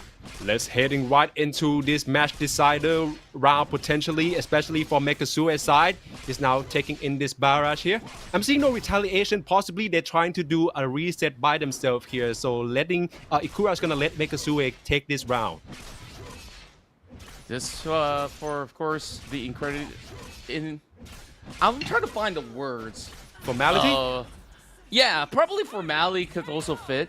It's just Integrity. sportsmanship, right? Overall, yeah, the integrity is the word that I'm looking for. Thank you very much. Okay, now we finally do start the proper round. Oh, the parry to really kick things off was absolutely immaculate from Ikura. Alright then, this is time for him to step up right now. This is his time to make that payback, but now his Ilawi is wounded with Darius from Mekasue's side still going in on another barrage right now. That low block's gonna get caught on straight away. He's going in for another string of combos right now, and also Ilawi being tagged right in, trying to continue that combos timing and window. Darius is now on the supers, potentially finishing off Ikura's Ilawi. And now it's only down to this Darius. He's got to win. There's no other way out. He needs to ensure that this is going to be perfect. There is going to be that switch up being called from Mekasui. He does actually launch it up in the air with the grapple. Another grapple. Oh man, Ilawi's with the super is gonna get caught on straight away. Right now, Ikura is in big trouble. Got breaked over there, and now Ilawi's instead. Darius got, it's a do or die right now. He has to set up this play right now with the overhead wounded. Mekasue's Ilawi as well. This jumps up, trying to mix it up with the lows, but Ilawi's got that blocked out already for Mekasue. Darius being switched right in. Fury is coming right up for Ikura. It's a do or die moment right now, but that's what proven to be futile as Mekasue take this match. Mekasui still got it in the tail end of the round, as it was such a close series, 2-1, and now, of course, that will be the end of the run for Ikura. Still, we've seen a lot of incredible feats coming from Ikura. Do apologize for a little bit of a hiccup throughout the run, of course, but hey, we did manage to see incredible performance from both ends, especially Mekasue being so dominant in order to really get those big wins. Of course, so congratulations are in order for Mekasue for managing to proceed onto in his lower brackets, right? But now the curtains has been called for Ikura's side. Let's enjoying all of these incredible plays that he has made for us here in INVATE 2XKO APAC Cup, right? We're seeing a lot of pressure being applied early on with the double down fields from Mekasue is being utilized, right? But once again, Ikura with his own game plans over there, the retaliation based on that parry timing is also going to be crucial for him as well. So once again, with the mirror comms here, we see Ilawi is being used to set up, especially during the wall play, as in these instances. So of course, Ikura, this is going to be part where he's also managed to dominate. Yeah, overall, it was a very tight situation for Ikura to really find his footing in the earlier rounds. But after that, he did manage to really get into the rhythm, especially on the 2x assists that he's been running in order to really put quite significant damage to really bring down Mekasue's Darius. And of course, we also seen some incredible super connection coming out of Mekasue in order to really capitalize on that double down. Okay, and we even see the retaliations from Ikura's side as well. Managed to securing that game in order to equalize it out, but then once again, we're going to see how much, this sort of pressure being utilized, more so his parry timing, that specific moment there from Ilawi, that setups there. I thought that for sure Ikura would manage to at least finishing off Darius, but then once again, Mekasue, his resilience was proven to be too much for Ikura.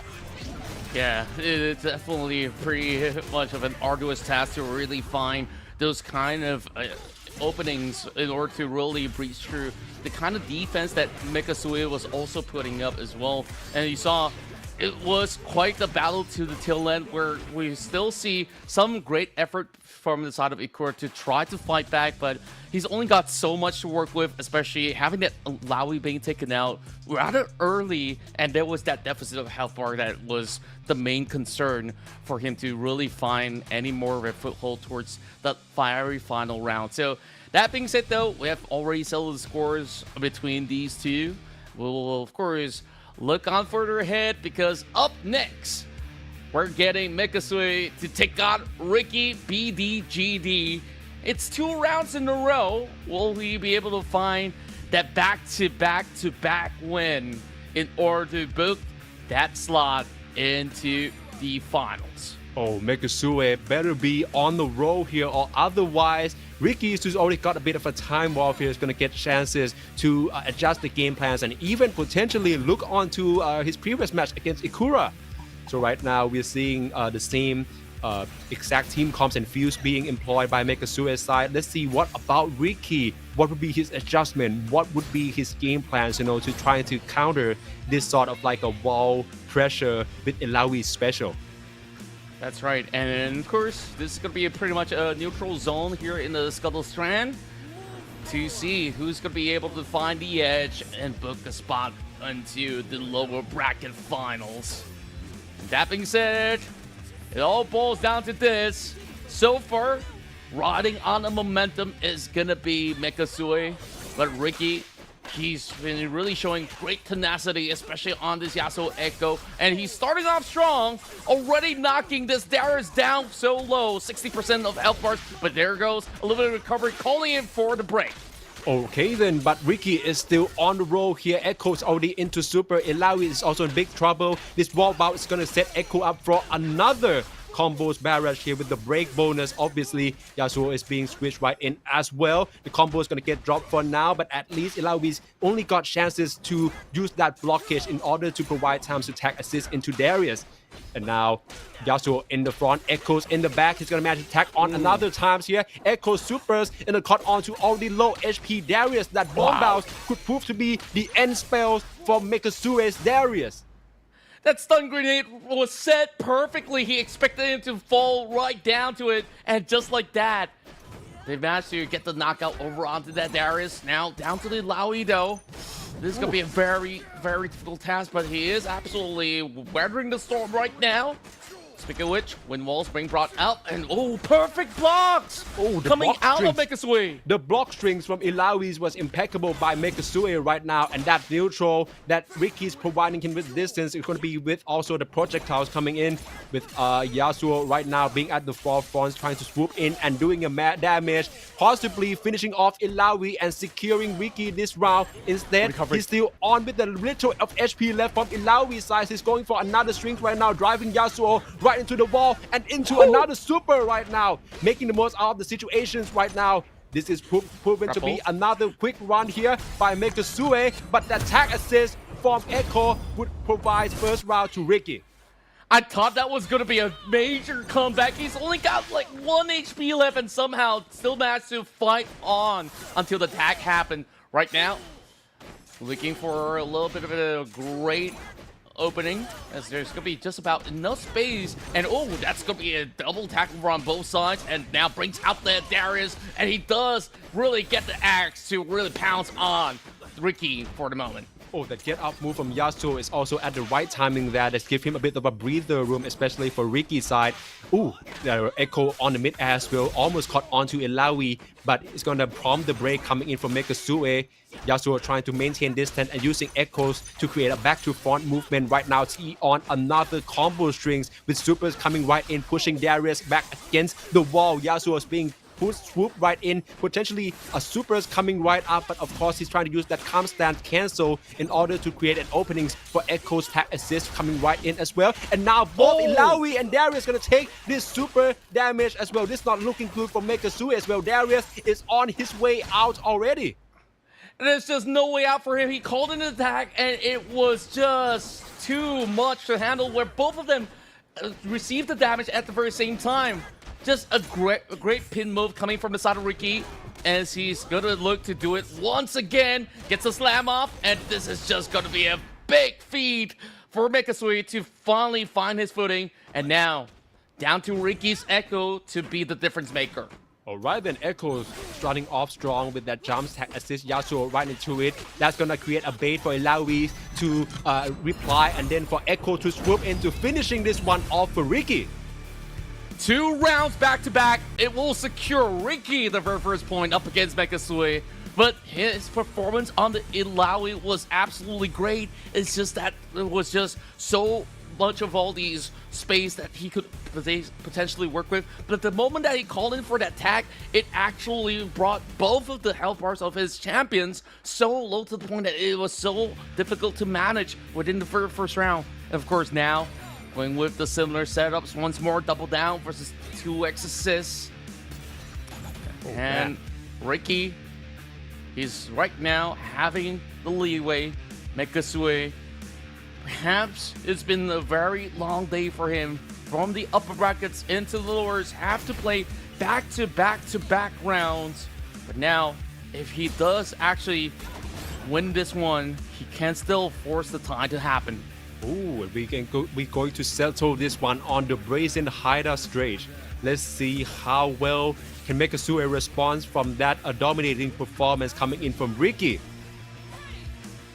And here we go. It is down to this potential final fight. Oh, quite the opening. It does actually connect onto both. And then right now, Echo is going in for another roll. That wall bounce giving in more openings here. Yasuo being swooped right in. This is a wombo combo with that 2x assist right now. And great block from Yasuo from Ricky's side as well. Managed to get out of that wall in time as Ilawi is now going to get tagged by Echoes, who switched right instead. And now has to use break instead. But then once again, Darius got sent it over right now. Mid-air. This is a positioning for Yasuo to swooping in and finishing him off. That was so clean from Ricky. It's absolutely ridiculous where even with the break, it didn't seem like Mekasue has been able to find a footing. Now only down to this Lilawi though. Just about enough health bars to try to make something work. He does actually grapple him mid-air in order to deal a chunk over onto Ricky. Now he calls in for the tag and brings the Echo to be able to unleash his full potential. Oh, we're seeing Yasuo jumping up and down. That's possibly trying to luring Ilawis into a command grabbing mid-air, right? But then once again, that opens up another openings for Echoes to swooping in and also to chaining in the setups for Yasuo to finishing her off. Heading into this round, once again, Echo with the super attacking onto Darius straight away. Almost 60% of his HP already gone, switching into Yasuo. This is default, classic. We've seen this one time again. A bit of a whiff coming in from Ricky's side, allowing Darius to get out of that situation, but maybe not, as now Ilawi is attacking into it, has to use break instead. Oh, good timing on the break, or else he'll be launched even further with more of those combos coming to fruition. Now Ricky has some space. Forced to actually play defensively, and a big chunk being dealt towards Mekasue, and he's already up. And now the whole flurry of engagement launch over onto Mekasue. Alright then, Echoes, Mekasue is trying to do it in order to finishing off Ilawi as well. Once again, another default by him at this point, and this time with Yasuo super, sending in right to level 3. This could be it for Ilawi's for Mekasue. It should be the case. And there we go. Down to the Darius. Needs the final win. And oh, he actually got the launch off. This is absolutely perfect. Does he actually call in for a super? Calls in for a little bit of backup coming from the Ilawi. And now putting him into a pinch. The wind wall's being brought right through. But still, perfect blocks coming from Mekasue. Alright then, this is as good as he can make it for Mekasue. He's trying to entry with a jump hit instead, and it's managed to cut onto Darius with his overhead, shedding into super by Darius, potentially cutting off most of the HP from Yasuo's already. He's trying to jumping right in and tag assist with Echoes to cutting onto Darius. This is the combo string, the setup that he was looking for with this super, cutting onto it. Let's see, this projectile would provide as the end for Ricky BDGD to take this match 2-0. We absolutely ended it with a banger. What a fight it was between Mekasue as well as Ricky. But it was Ricky that overwhelms Mekasue towards the tail end. And it was just pulling every form of strings possible on that Darius. It just wasn't enough for Mekasue. And wow, Ricky is now going all the way to the finals. Wow. Contra, you've asked me before we got on into the last break, right? What would be my favorite moment, favorite series so far? And I might just have to put that series as my answers right there. We're seeing a lot of adjustment coming in from Ricky as well, trying to coping with Mekasue's game plan of pushing into the walls, which is not allowing that at all. A lot of entries has been quite varied, and we see quite a lot of movements that I suspect could potentially be a setup in order to bait a movement or a retaliation from Mekasue. Yeah, you're absolutely right, because when you have a Darius as well as Ilavi combo, once you are pit up against the wall, it could easily be game over. But we saw, even in the early instances of the round, I thought that overall with this 2x assist combo coming in from inside of Ricky, he has been able to really juggle through with the kind of pressure. And overall, there were some rounds where he's been able to really absolutely demolish some of the openings that Mekasue tries to pull off. So that being said, it was such a close fight between the two. It's a great opening most of the time from Ricky's side as well, and most of the time Mekasue's, by the time that he can manage to at least like trying to settle or finding a breathers, like half of maybe Darius or Ilawi HPs are already gone. Yeah, you can see it was just so difficult for Mekasui, where he didn't manage to find those kind of recovery when he really needed it the most. There were times that he had to burn the brakes, and even when he get the tag right through, there was just that instant response where Ricky absolutely saw it coming.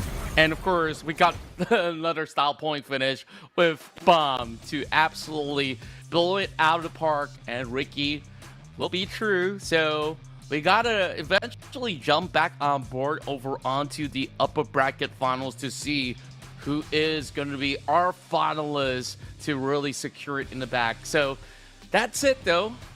Up next, I do believe it's Toshi and Haru to eventually meet up with Icon. So we still have that potential to see the duo to be making it into the grand finals. And if they actually do win it all right across, that's a $2,500 US bounty that they will get as a big bonus. Well, of course, we're still not there yet, but this lower bracket, it was absolutely fire.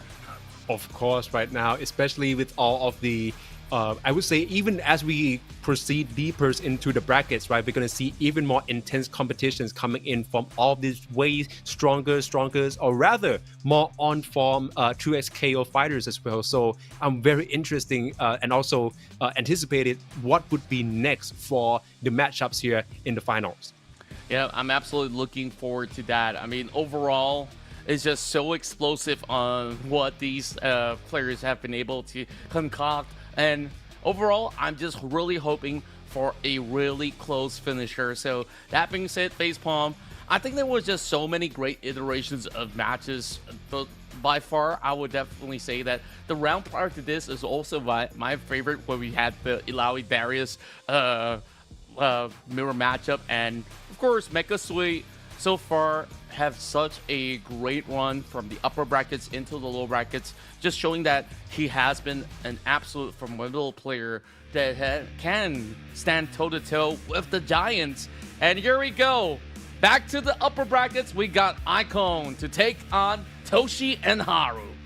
Ooh, a colossal task potentially for Aiko, and he has to meet up with his former competitors, the Japanese twins duos of Toshi and Haru. That impeccable game plan, the duos participations along with the freestyle views. Let's see how much pressure he can push on to the mirror comp from Icon as well, who chooses to go with a 2x assist. Yeah, we've definitely seen so many great iterations of the Echo Yasuo players, and bear in mind, our top three are all Yasuo versus Echoes. I mean, Yasuo Echo mirror matchup. So we are basically looking at who is really the best in this combination. Right. Whenever it's a mirror comp like this one, it's a bit harder to cast, right? Because like you're seeing the exact same heroes. Like I understand that they got like different skins and all, but like once again, it's a bit of a headache to try to keep up on who's actually on the back foot right now. It appears to be right now Icon, which Haru managed to swooping right in as well, and now switching into Toshi, trying to gain that distance towards Yasuo as Haru's trying to looking for another entry, putting pressures onto Echoes from Echo's side. Now Toshi is in it one instead, trying to keeping up with the distance, and also with this potential break coming in from Icon once again. Ooh, he managed to find that break onto the defense as well, and now it's a very dangerously low situation for Icon to really find an opening. And oh, that parry was it, but it is still going to be the round being won from Toshi. Oh, that is why the freestyle feels coming in clutch. He's managed to continue on the tempo despite the parry, and that is why they're managing to taking out Yasuo from Icon's side, and Echo could potentially be the next, as right now Toshi gonna get blocked. Oh my days, Echo is going on a roll. He's trying to get this payback, cutting in Echoes of Toshi, HP down to HP to 50%. Tag assist coming in from Haru, but got to get up, move back right now. This one trying to be a tug of war, but once again, a couple of hits is what it takes for Haru to finishing off Icon in this round. Toshi as well as Haru takes the lead. on the initial skirmishes, and now going for more. This time, a perfect launch coming in from the side of Ikuin, and that was a very early break being called out by the Twins. Oof, okay, another big setup over here. Prompting break straight up from Icons, and now he managed to cut on to Echoes from Toshi. Let's see how much Yasuo can dish on this damage towards Echo. Right now it's airborne and into wall bounce. Combo has yet to be dropped, but then this get up move could potentially be what sets the momentums right back into the Twins' favors. Right now it's Haru's going in on the kill. Right now maybe, oh, gonna get sent off once again by Icons, who managed to pulling out the best of his form. That rolls behind with Toshi is coming in as well, putting pressure as now Icons' back is against the wall. Yeah, that double barrel absolutely was costly towards the Twin Brothers at this time. They are pinning down this combo coming in from the side of the coin, and he's gonna unleash everything that he's got in the tank. And here comes the break. Oh, finally, he breaks free, but still not yet because of the freestyle. Oh my days, and now another barrage of combos coming right in from the Twins, trying to finishing off Echoes of Icon. Supers coming in from Haru, shedding into level 3, trying to closing in the deal on at least the Echo of Icon. Using all the meter, and he knows that he's got so much more to work with. He also does have the brick available, so it is Icon now trying to at least salvage the situation. He is gonna catch out Haru. And then once again, Toshi is now on the forefront. That break right into the supers, but that would be a whiff, and Toshi closing out the deal, checking in this game for the Twins. Oh, incredible. That was absolutely epic for what we've gotten here in our first set. And that is going to be a point now taken by the Twins, Toshi and Haru. Ikuin, I really thought that could have actually paid out, but that final second last-ditch effort with that super did not really connect, and that absolutely costed him. Yeah, that's a fatal whiff by Icons, but I have to commend how well he can stand up towards the Twins, right? Because we're talking about the freestyle with this such a high pacing from Haru and both Toshi. So when it's come down to Icons, you know, we're seeing how much he can keep the combo strings going on despite being the mirror comp, but different feels with the Echoes and Yasuo. So at the very least, I thought that he could have at least salvaged it by taking out either Haru or Toshi. But then once again, let's see how we're going to make this adjustment heading into the second game of this series. Here we go. The epic brawl continues between these gentlemen. One versus a duo, of course. Icon now has to, of course, start from scratch once again, and is already getting tagged from the side of Haru. And there we go. Switching it up, brings Toshi into play. All right then, let's see this tag. This projectiles is going to keep the pressures onto his Icons, but now it's Haru with Toshi's tacking right in as well, creating that opening right up, prompting breaks coming in from Icon straight away. Now it's Echo against Yasuo's from Haru. That projectile try to keep Toshi away from joining the scrimmages, but then once again it will be Icon who managed to tack this one into super, and another wall bounce to set up another barrage of combos for him. Oh my goodness, he's not breaking free from this one for sure. He's waiting for the timing on the break. Still not utilizing the but perfect tag over onto Toshi to royally put him, setting Icon right into the corner where he wants him to be. Another mega time winder, and here we go. Lift off, 33 hits and more to go with a perfect finishing move. Double supers will take out that Yasuo. Oh man. Right now, Icon is down to only Echo. Yasuo's of Haru still got most of the HP with attack assist coming in from Toshi as well. Let's see how Icon managed to respond this time around. He almost got caught with Yasuo over there, but this time around it's going to be the case as Haru's going in for another setups for Toshi, but that roll is coming in clutch for Icon as well, trying to put in pressure onto both Haru and Toshi. Instead, that caught onto both of the Twins, as now Icon's trying to punish as much as possible, finishing off Toshi's Echo first. He found that sweet spot. Both of them ate the Mega Time Water, but he's gonna open it really strong, dealing a chunk, and here it comes. Oh, he does connect it with the super. And now, this is one more point to go for Haru and Toshi to reach the grand finals. That was close, and what a play that was by Icon. Let's see if he managed to finally pull it off and secure a round against the Twins. Right now it's Haru's Yasuo got caught mid-air. Rather into the transitions to echoes from Icon side. Now it's Toshi actually accessing that back line and into another chain of move as Haru swooping right inside as well. Both of them seem to get the damage right now with echoes and also Yasuo of Icon chaining into another supers from Haru. This is impeccable timing for the Twins right now. Now it's only echoes, but HP is dwindling as well. Toshi is swooping right in, trying to finishing off Icon's echo. But now once again, both of the champions from Icon side got tagged. 1 HP and a dream right now for Icon. He needs that pixel perfect round. He's getting the blocks through. And that will be it. We are gonna see our duo, the only duo in the playoffs to make it all the way to the grand finals. Ooh, what a display of performance that was by the Twins. You know, that was possibly their toughest matchup, yes, going up against Icon in this mirror comms, right? But then once again, Icon proved his worth and also managing to put up against both Haru and Toshi as well. We're seeing such a nice lead time combo trying to capitalize on that freestyle fuse, right? So managed to tag both of them with the supers, but then once again, that is proven to be not enough for him to secure a round against the Twins.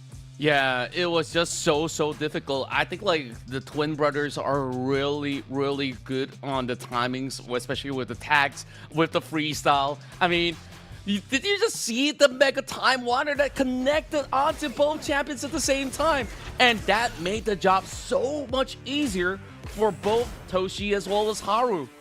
Right, and then if we look back at the highlights, we're gonna see that there's both of like a perfectly timed plays coming in from both Icons, and also I have to give credits to that perfect parry by Toshi as well. The timing where he's trying to swap between Haru and Toshi, you know, trying to getting in more pressure and try to continue the combo strings, you know, has been quite on point so far. So Icons managed to make the most out of the openings, you know, with the counter plays, trying to get as much HP left, you know, but rarely does he finishing off one of the Twins. Yeah? I believe he taking out like Toshi's echo though. Yeah, he did manage to really do quite a chunk up against Haru initially until, you know, the attack happened, and eventually they did manage to get the score done. And of course, going into the second rounds, it's been pretty much pixel perfect maneuvers yet again. I can barely see any form of silent flaw, but Icon did manage to really fight back at the very least. But he lost that Yasuo out, maybe a tap early that puts him into such a tough position. Of course, but then once again, the Twins just shows how much of those coordination in the high pace and high pressure moments just sort of work. We're seeing all sort of tools being deployed, right? Both the projectiles as well as the tag assist. But what a style of finish that was. We're talking about style points time after time again, but that is some finish, that is. It really was. It really was. And now, Facepalm, I got to ask you this. Is 2 better than 1 in this instance? Because right now, we're seeing our first finalist, and it comes in the form of a duo. Of course, Haru as well as Toshi so far has been on this unbeaten run, which means that they will actually have an advantage in the grand finals. If they do drop a set of best of 5, they still have another lifeline to allow them to play another best of 5. But that will take a toll on any player that's going to be battling, but even more so for those who played in the low bracket. So at least the low bracket run, they did manage to catch a little bit of a fresh air, you know, for, I would say, 4 minutes or so from this duel, because they wrapped it out 2-0. So I would dare say, Haru and Toshi, they didn't break a sweat, and now it's all about who's going to be joining them in the grand finals. Once again, we are seeing like the whole duo factors coming into place, right? We're seeing straight away that Haru is going to be only fixing and also focusing on his Yasuo as well as Toshi on his Echo. Sometimes when we are both handling both of the characters here, there might be some sort of like a, I wouldn't say mix up, but there's a point where you have to also acclimate yourself with you know, the adjustment in order to like continue the combo strings as well. So maybe, or at least what it shows from their performances so far is that when you only focus on one champion, you know, to control, to looking for an openings, you have more rooms to focus and exploit an openings, especially with the freestyle feels. Overall, we've definitely seen so many of all these great iteration coming in from, of course, Ricky as well. So Ikoan has been really formidable, even from his up bracket run, where he's really proved to be such a solid player overall. So once more, we have this conversation about the better Yasuo Echo kind of player. So it's kind of tough to really say it right now. And of course, with Ikoan now suffering a little bit of loss, needing to lick his wounds as well, and now immediately into another matchup, it will be incredible to see him bounce back up. And of course, before we even get to that, we will allow him a little bit of break though. So we take a couple of minutes and then we'll jump right in for the low bracket finals.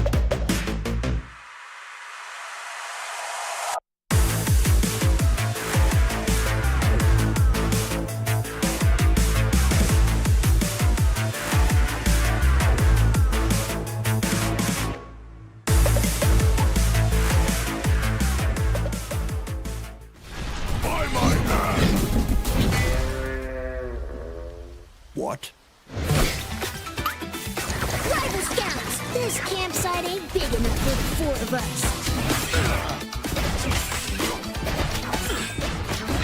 Have you even read the Scout Handbook?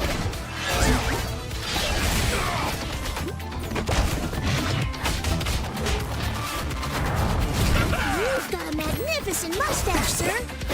You look cold, mister. Want me to get a fire going?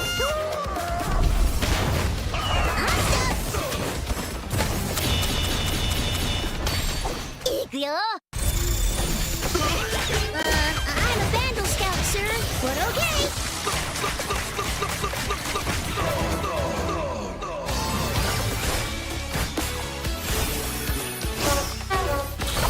Let's see.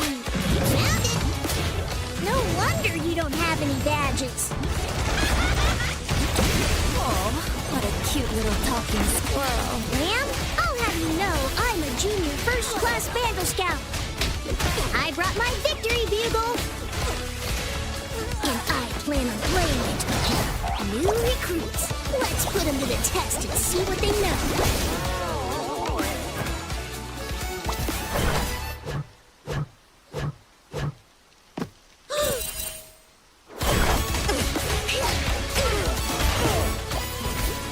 Ma'am, it's against the code to keep giant sea monsters as pets. Steady, steady. Here it comes. Watch out! Hey, you earned the losing badge.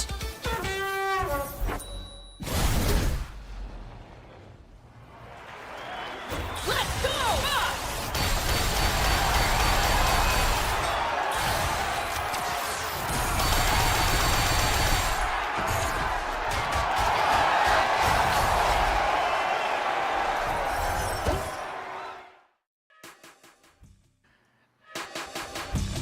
And we're back in for more 2XKO action here in the INVATE 2XKO APAC Cup. We're already down to our finalists. We are having our top 3 participants to be now making the cut.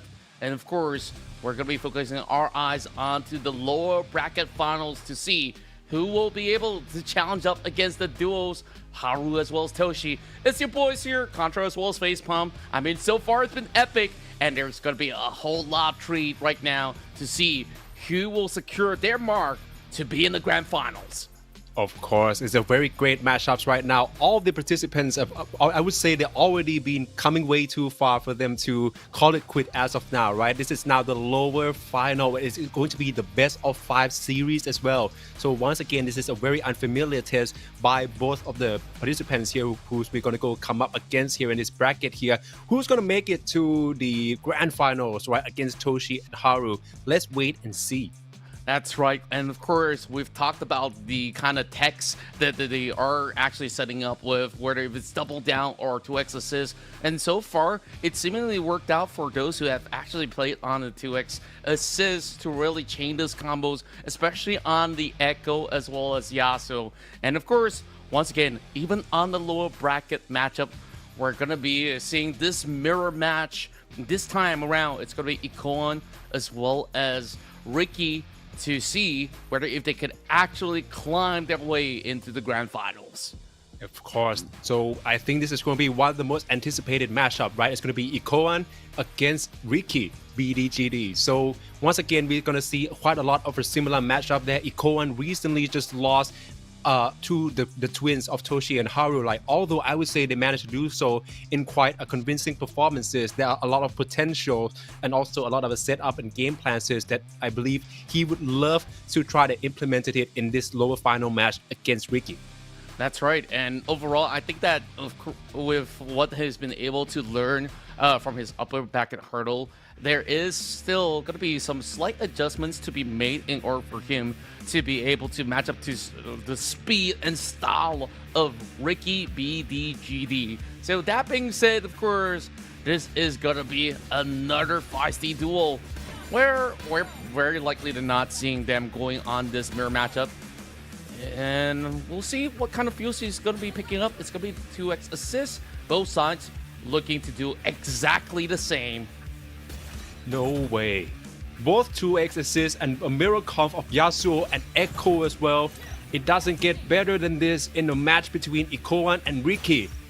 What a play that was by both sides of them. We see Ricky's performance earlier in the lower bracket as well, and more so for Ikoan from the earlier set. And also to make it even more exciting, this lower bracket finals will already be a best of 5. So we got plenty of rounds to really decide who's going to be our finalists to eventually challenge up against the duos. So that being said, let's get the show on the road as we got this one going on right here, right now.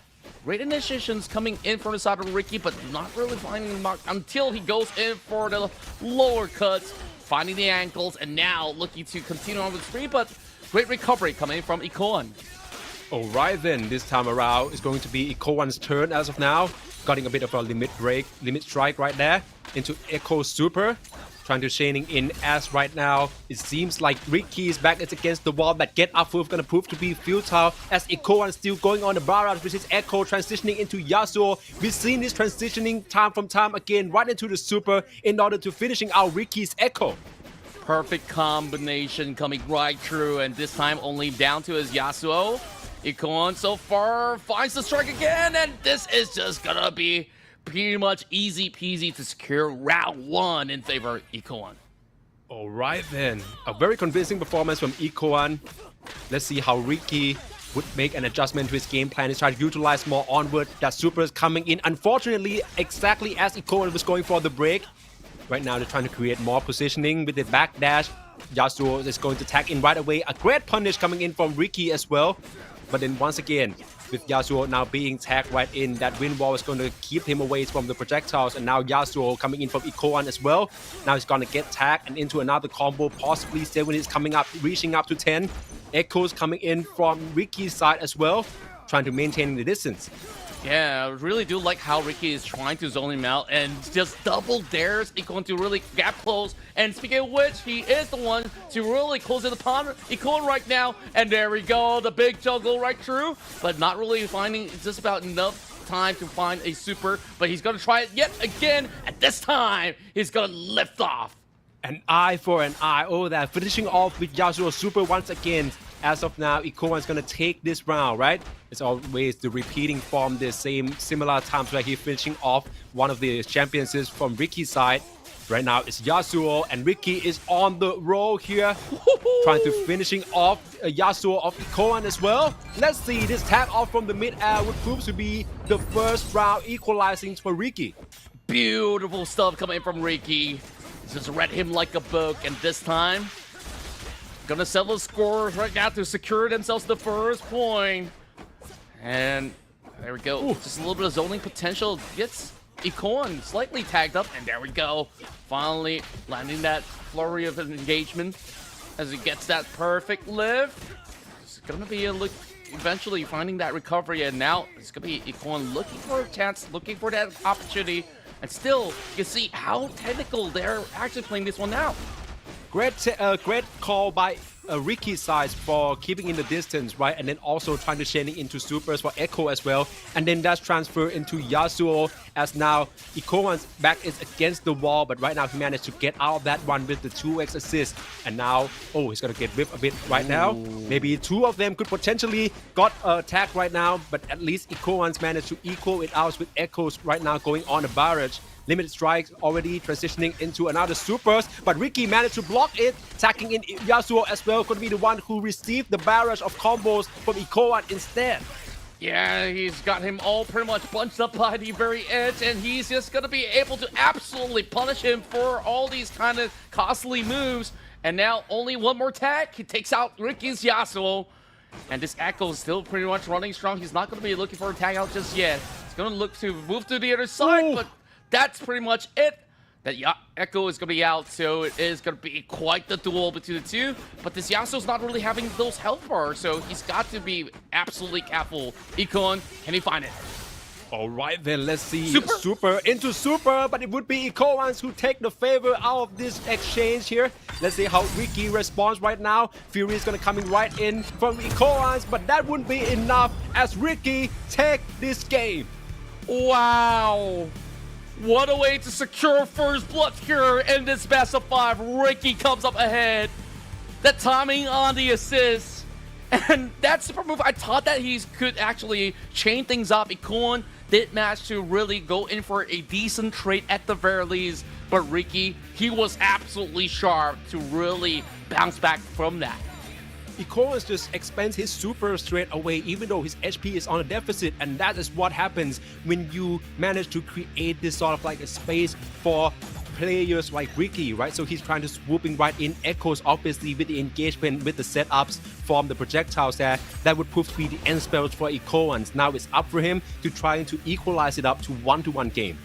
Yeah, it really feels like Icon have already gotten the hang of how Ricky has been playing out for the first round, where he tries to really find a little bit of that zone potential, and eventually he would look to really put him onto his corner in order to really launch those kind of big strings of combos. So that's it.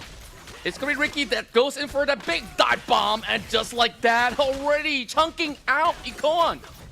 Great start from Ricky right now. He's on a roll, trying to make the most out of this combos, which will transfer to Yasuo, trying to potentially cutting out Ikon's Yasuo straight up. But in that get up move, not going to be an opening that he was looking for, as now Ikon still on the roll here, potentially a playback with the echoes coming right in, chaining into supers, caught tag in there by Ricky.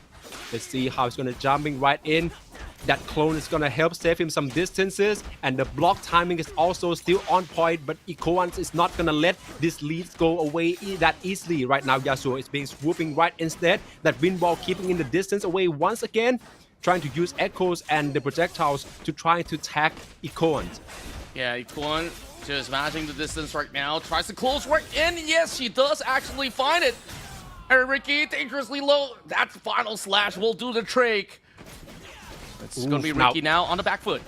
Now only echoes left for Ricky's side. Let's see how he's managed to do this one.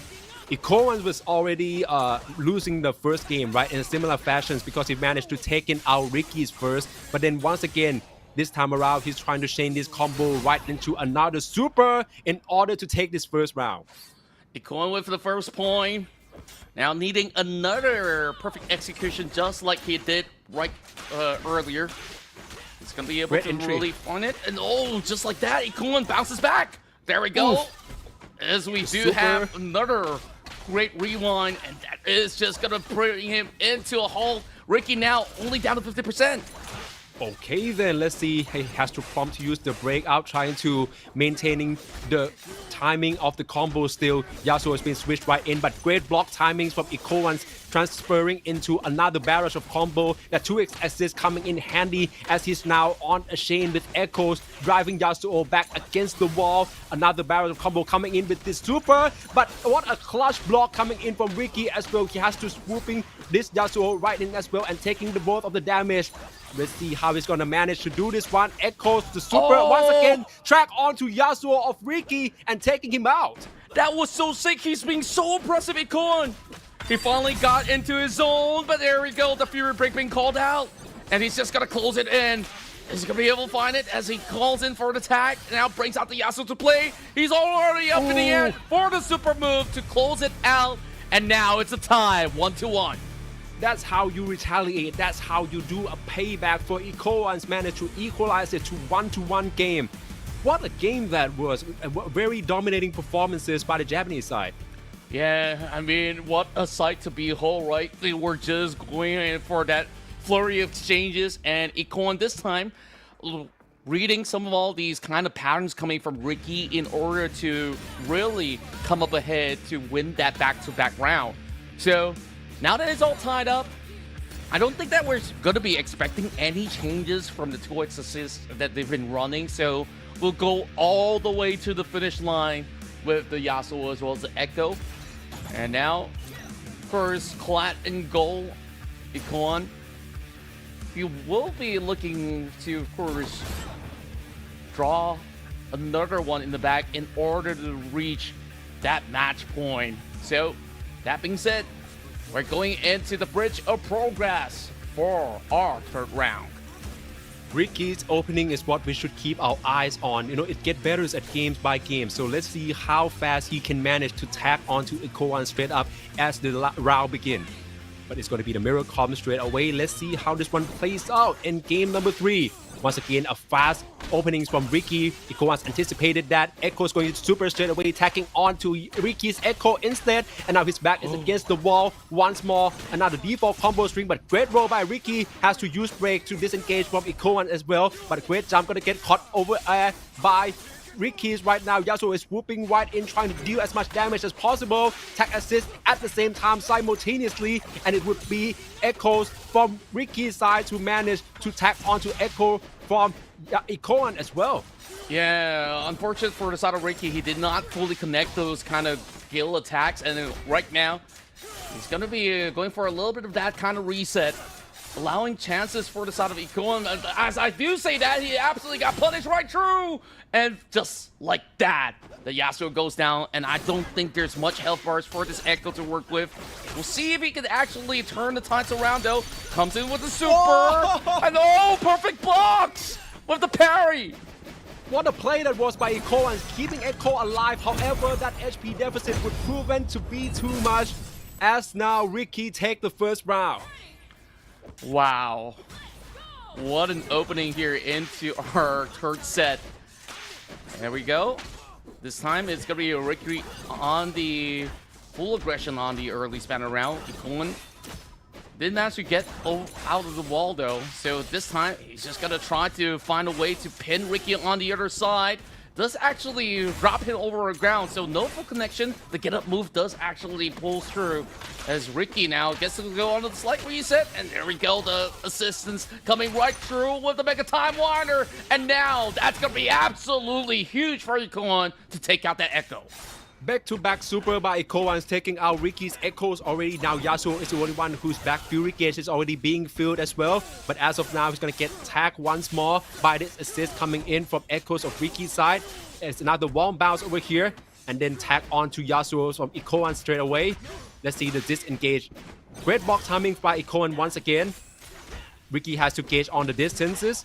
But Ikoan's would putting on another pressure. Got tagged straight away. Furies is being activated by Ricky's side.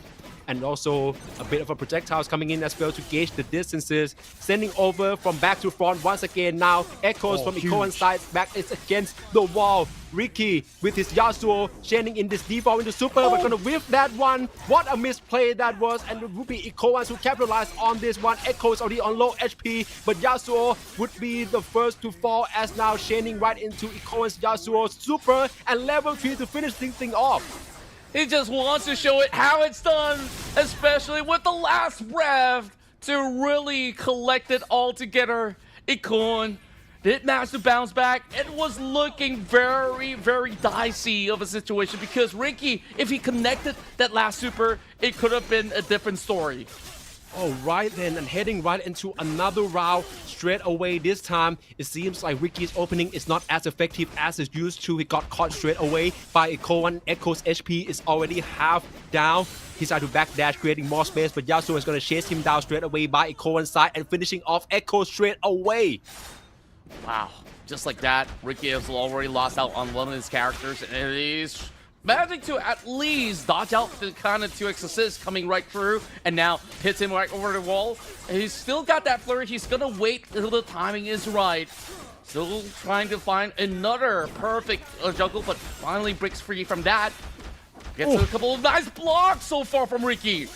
Oh man, that 2x assist. He's got double team over there, but at least he still managed to pull it off with the Fury being activated right now. But Yasuo is still on the back foot as Ikoan's trying to go in for the kill. He's not letting any combos drop so far with his back against the wall. Ricky, this would be his end spell as now Echo's being chained right to another super. At least he's still going on. Maybe second time the charm still got blocked by Ricky, but this assist would be the end spells for Ricky. Ikoan take this game.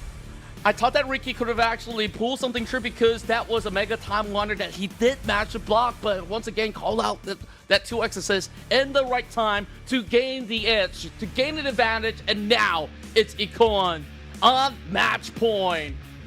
Oh, facepalm, this is going the distance, I feel, because Ricky he's absolutely not satisfied with that previous outcome. So he's got to really find 2 wins in a row, 2 sets for him to regain any form of reprieve. Of course, setting his sights on the grand finals now is going to be absolutely tough when Ikoan is feeling a little bit more confident, where he has more leeway to play with. What a play that was by Ikoans. You know, we already see how he flaw shots in the first game, right? How Ricky's opening just proven to be too much for him to, find a footings and all trying to get out of. But then once again, he managed to deal with it in the seconds and also third games. Now he's taking the lead. So let's see if this would be the match winners for him, or if Ricky still got something up his sleeves. This time he's trying to go a bit more slow with the openings by Ricky's side. But then Yasuo once again trying to access the back line right into Ricky's Yasuo as well. Ikoan is on another roll here. This gamble is going into his favors. He's trying to go into another chain of a default combos as Ricky's back against the wall, prompting him to use break. Yeah, calling it out, but still, once again, finding himself in hot waters where he's still getting juggled by Ikoan. So this is just going to be pretty tough for him to really break loose, but still regaining a little bit of edge, but that break is being called from Ikoan. That airborne was so high by Ikoans, but when he's down to the ground, he managed to finishing the jobs off by taking out Ricky's Yasuo. But then once again, now it's left to Echoes. Ricky is not gonna let this slip away that easily. He managed to attack him on towards chaining into another super, but not in time as Ikoan haven't get up yet. But right now, they're trying to attack into with Yasuo coming in to receive the damage here, but still Echoes from Ikoan's side has yet to make a footing. He used backdash trying to keep the distance away, knowing that projectiles from Ricky is not going to reach him. Yeah, he's just going to buy time so that this Echo can regain a little bit of health bar. So that's going to be a timely engagement. But quick blocks coming in for the side of Ricky. But still, he fell short. And this is going to be that wombo combo to secure the first round here. And Ikoan can set his side on the grand finals. He just needs another win. All right, then let's see how Ricky responds this time. He's switching things up. He's opening up aggressively once again, tacking onto Ikoan's Yasuo straight away. His back is now on the rope. Let's see how he managed to chain this combo right in, tag assist Yasuo into as well. Trying to go down with the low a bit, but then with the get up attacks from Ikoan, he's going to create a distance. He's going to create that space back, and now switching into Echoes. He's going in on another parole of combos. Getting into another grab as well with a hard knockdown from Yasuo. By the moment he's get up, he's prompt to use the break and switch up to Echo. Yeah, very timely call for the break, but this is gonna eventually find Ricky being bunched up yet again, and this is gonna be that full flurry coming out of that Echo of Ikoan. And there we go, Mega Time Winder! Wow. Oh, this is it! This might just be it! Echo is in big trouble from Ricky's side. Now he's trying to reach into Yasuo as well. Can be really careful with that 2x assist. Both of the champions can be on the stage at the same time. Yasuo from Ricky's side would be the first to fall. Now it's down to Echo. He's starting things up with super straight away. Yasuo is trying to engaging in, but he still managed to block it in time. This jump right up going to allow him to receive that projectiles from Ikoans and secure his win in this match. What a finale here in the lower bracket. And lo and behold, Ikoan will make his journey back by reaching the grand finals to, of course, complete the revenge arc to take on the duos, Haru as well as Toshi again. My. That was quite the spectacle that we've witnessed between the two, and I really thought that Ricky still have a lot left in the tank, but he got himself cornered towards that very final round, which absolutely was devastating, as we were hoping to actually see perfect countermeasures, but he couldn't exactly find it. I understand that Ikoan's managed to take this match away 3-1, right? He makes it to the grand final, mixing up with the twins, but once again, massive props to Ricky BDGD. How much he tries to putting up with the pressure straight up from Ikoan straight away. This game plan in order to get out of the wall positioning, especially in that first game, which he managed to win, were also a crucial factors as well. Yeah, overall, he started things really strong, I would definitely say. And first, eventually, Ikoan got the rhythm, got the kind of momentum where he's been able to really find plenty of all these kind of launches to continuously pin onto Ricky. And despite all those kind of circumstances, Ricky did manage to, of course, find a couple of rounds to be able to trade right back. And of course, that being said, that was pretty much the first one that was gained from Ricky. But from then onwards, I felt like Ikoan really knew to really find just about enough zoning space to really go for bigger setups. Of course, and once again, when we comes down to game number 2's onwards, right, we see Ikoan's getting back into his rhythm, his game plans, and chaining right into the supers. Once again, that has been working time after time again. In game number 2, I just have to say that Ricky haven't got much chance to retaliate, right, but at the very least, this finishing from Ikoan's very impeccable. Yeah, overall, Ikoan still not relenting on so many of all these instances, and there was like this nice parry that did come true, but the follow-up was absolutely immense as that 2x assist was being called right through. So overall, there was just a lot of great timing that Ikoan has been able to read in order to really form up. And of course, towards the tail end, it was just too much for Ricky to really handle. But so far, Ricky's journey throughout the lower bracket has been absolutely incredible. He took on Titans in order to make it here into the lower bracket finals, and he could still keep his head up high to be in the top 3. Of course, so once again, props to Ricky, and also congratulations for Ikoan who managed to make it back into the grand finals, back against the Japanese twins of Toshi and Haru. This is going to be rematch from the upper bracket finals contra. What a match that would be. Oh boy, we are absolutely being treated with the very best across Asia Pacific. And of course, we're already seeing so many high-level plays coming in from all our participants, and you guys too can also get involved because I believe there's gonna be even more 2XKO tournaments to come. That being said, of course, this one of the many First Impact initiative from the Riot Games, as this one's brought to you by INVATE. Let's take a look through the lower bracket stages where you saw Ricky. He was actually demolishing big names such as Seacos Lawfell, as well as CEO, aka 2XKO player, to eventually meet up with Hazen. Of course, he was going back and forth up against Mikasui until he's now being halted here in the lower bracket finals. And now, without further ado, it is the only duo that had that perfect run through the upper bracket. Mikasui did actually put a little bit of dent together alongside with Lalafell, bringing it to a 2-1 finish. But from what we've seen so far, Toshi and Haru did manage to get that 2-0 up against Ikoan. So I'm very sure that this is not going to be a clean finish for either side of the party. I'm just waiting for that to unfold in a matter of moments. Of course, there's going to be another rematch, as I mentioned already.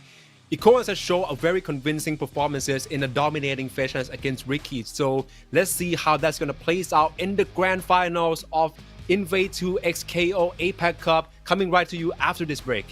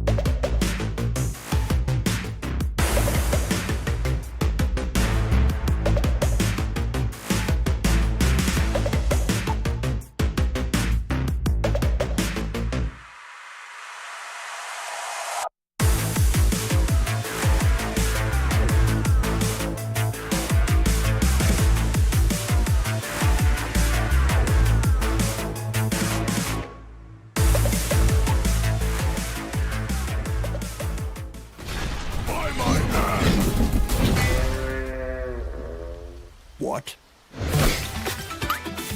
Rival Scouts, this campsite ain't big enough for the four of us. Have you even read the Scout Handbook?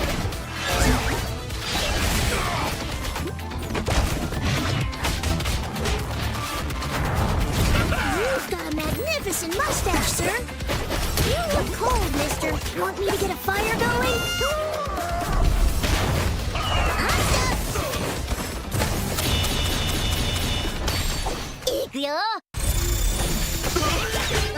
I'm a Vandal Scout, sir, but okay.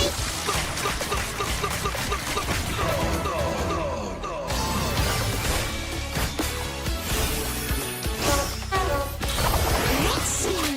Found it. No wonder you don't have any badges.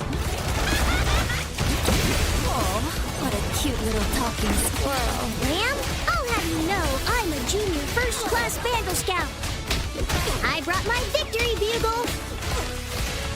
And I plan on playing it. New recruits. Let's put them to the test and see what they know.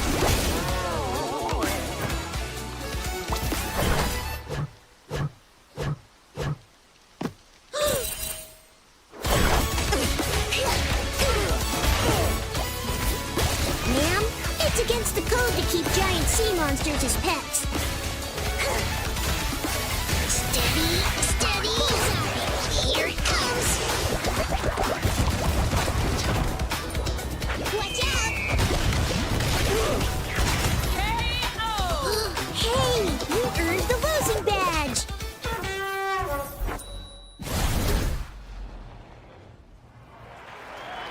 Let's go!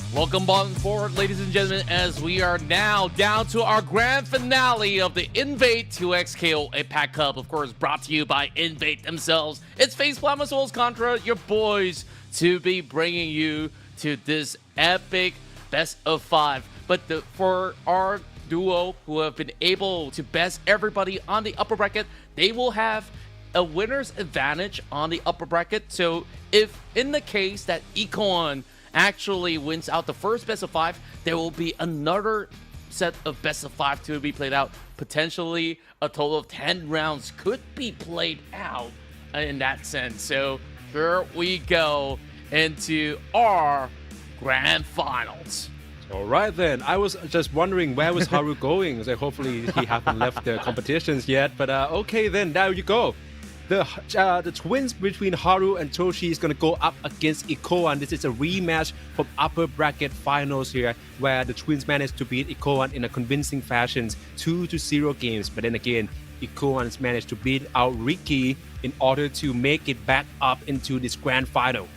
That's right, and of course, they are going to be running the freestyle that allows them to handshake attack twice in the battle, and so far they've been able to really best out the upper bracket players in doing so. And once more, we're going to be seeing that mirror matchup. Econ hot up of that lower bracket run where he didn't really spend too much time on the lower bracket, let's be honest here, because he now makes his way back up for this grand finale. And let the first best of 5 commence, and we shall take off to see who will get first blood in this first set of the best of 5.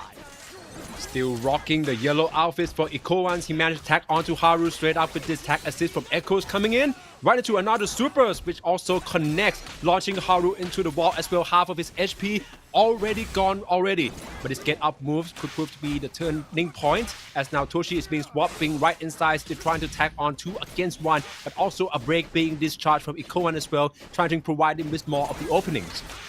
Yeah, playing absolutely carefully this time around. Great swipe to be able to really pin him out on the ground, and this is going to be a really tough one to really get out of, playing a very defensive stance. He does actually find an opening, tosses him on the ground, and the get up move just nice for him to go in for the recovery. And now still down to Toshi to try to find something in return. The super called true! And that's a big chunk to take out Haru. Oh my days, he managed to finishing off Haru early on with that counter of super from Ikoan's side. Now it's up to Toshi, and now he's gonna get on another barrage of combos from Ikoan's Yasuo as well. Fury is being activated already.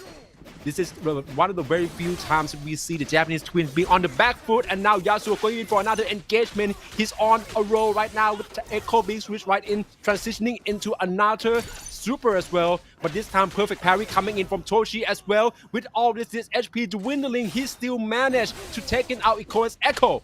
Oh, and immediately going in for the Fury. And there No we way. have it. He might just actually turn this around. Another super. Oh, he's going to have some space. Oh. And that long-range tag finds him. And that could have actually been a big turning point for the twins instead. But it was Ikoan that comes up ahead. Oh my days, and now Ikoan's trying to maintain that momentum going on. He's pressing onto Haru straight away. The Yasuo player has yet to find his footings right now. His back is against the rope once again. Ikoan is still going on. Another barrage, sending him airborne very high, tacking into Echoes, trying to extend that combos right into another default with the supers coming right in, possibly finishing off Haru without any retaliation. And his Yasuo is just perfect. Not even a scratch on him so far. Down to Toshi again. And there's just so much pressure on Toshi right now. Great blocks. And that's going to be, once again, another opening coming from the side of Ikoan that does actually connect only a couple of shots. Not quite enough to do more. But there we go. A couple more hits landing right through. Toshi in trouble. Oh my days, has to activate Fury straight away. Now it's left to him already trying to chase down Yasuo. Got tagged with that projectiles over there, but that Fury is going to come in handy as he's now got his chance to make a payback for his twins. Yasuo is in troubles for Ikoan's side. This super gonna get blocked though, and then transitioning back into Echoes with his tag assist. But they're now Toshi instead gonna get caught on with another barrage of combo strings coming right up into level 3 super, which connects. There we go. A stylish way to kick off the very first round, but it's still gonna require one more blow for Ikoan to secure first blood in this best of 5. What a play that was by Ikoan's. One of the main key points is that he managed to take out Haru so fast. Yeah, and it really was the key point in this very first set of the series where we didn't really get to see too much of that involvement, and it was kind of tough for them to also look for the kind of big points to also tag right through, or else they also run the risk to have both players being bunched up all together. And Ikoan so far, he's not showing any signs of flaw throughout the first set. And then run it back this time, going into the bars, as we will see how this one plays out for the twins. Let's see what sort of adjustments the twins would make, how Haru would handling such a quick openness from Ikoan's side, or how would Ikoan maintaining his momentums heading right into this match for him to secure. And of course, clad in gold, it's gonna be Ikoan looking for all the glory. Once again, the bounty's on the line. We see the switch up coming straight up here with Toshi's now being the one to lead the entries. But then once again, this time, Haru would manage to caught on to Ikoan's Yasuo straight away. Try to jump backwards and then tagging Echoes, trying to put more pressures with its interrupts coming in from Ikoan's side as well. That break's gonna get counter first while Supers couldn't land.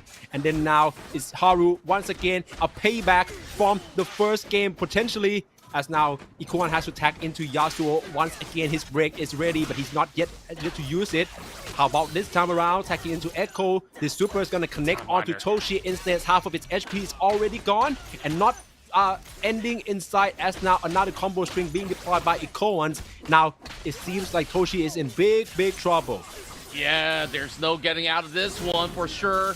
There we go, sweeping him off his feet. And now, down to Haru this time to try to finish the job. Doesn't seem like they've been able to really get much up against Ikoan. So far, he's been really impeccable onto some of these blocks, and he's going to be able to drive into the corner.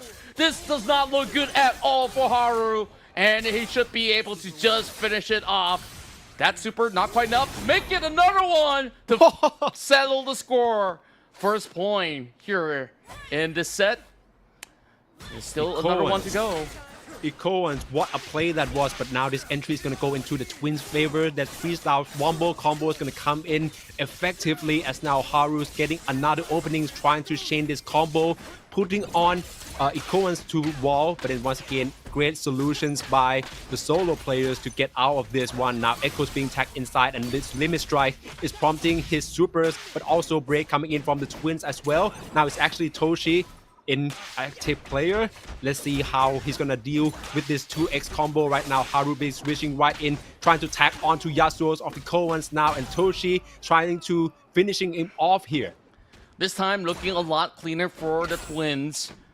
And now INVATE has to just rely on to this Echo. Just trying to zone off for the moment. It does actually land a little bit of a strike right through. Oh, we see this sort of conversion. Yeah, we see this sort of entry straight away, but now it's going into INVATE's favor still. Let's see, I believe that some sort of super is already being activated here. Toshi and Haru is trying to put on barrage here. Toshi more so with this super, but still INVATE's managed to block this one out. So second times is a charm for Toshi here. Let's see, this projectile is going to get another set up for him as Haru swooping right in as well. Right now, INVATE is in big troubles with Echo is going to get finishing off, and the Japanese Twins manage to equalize.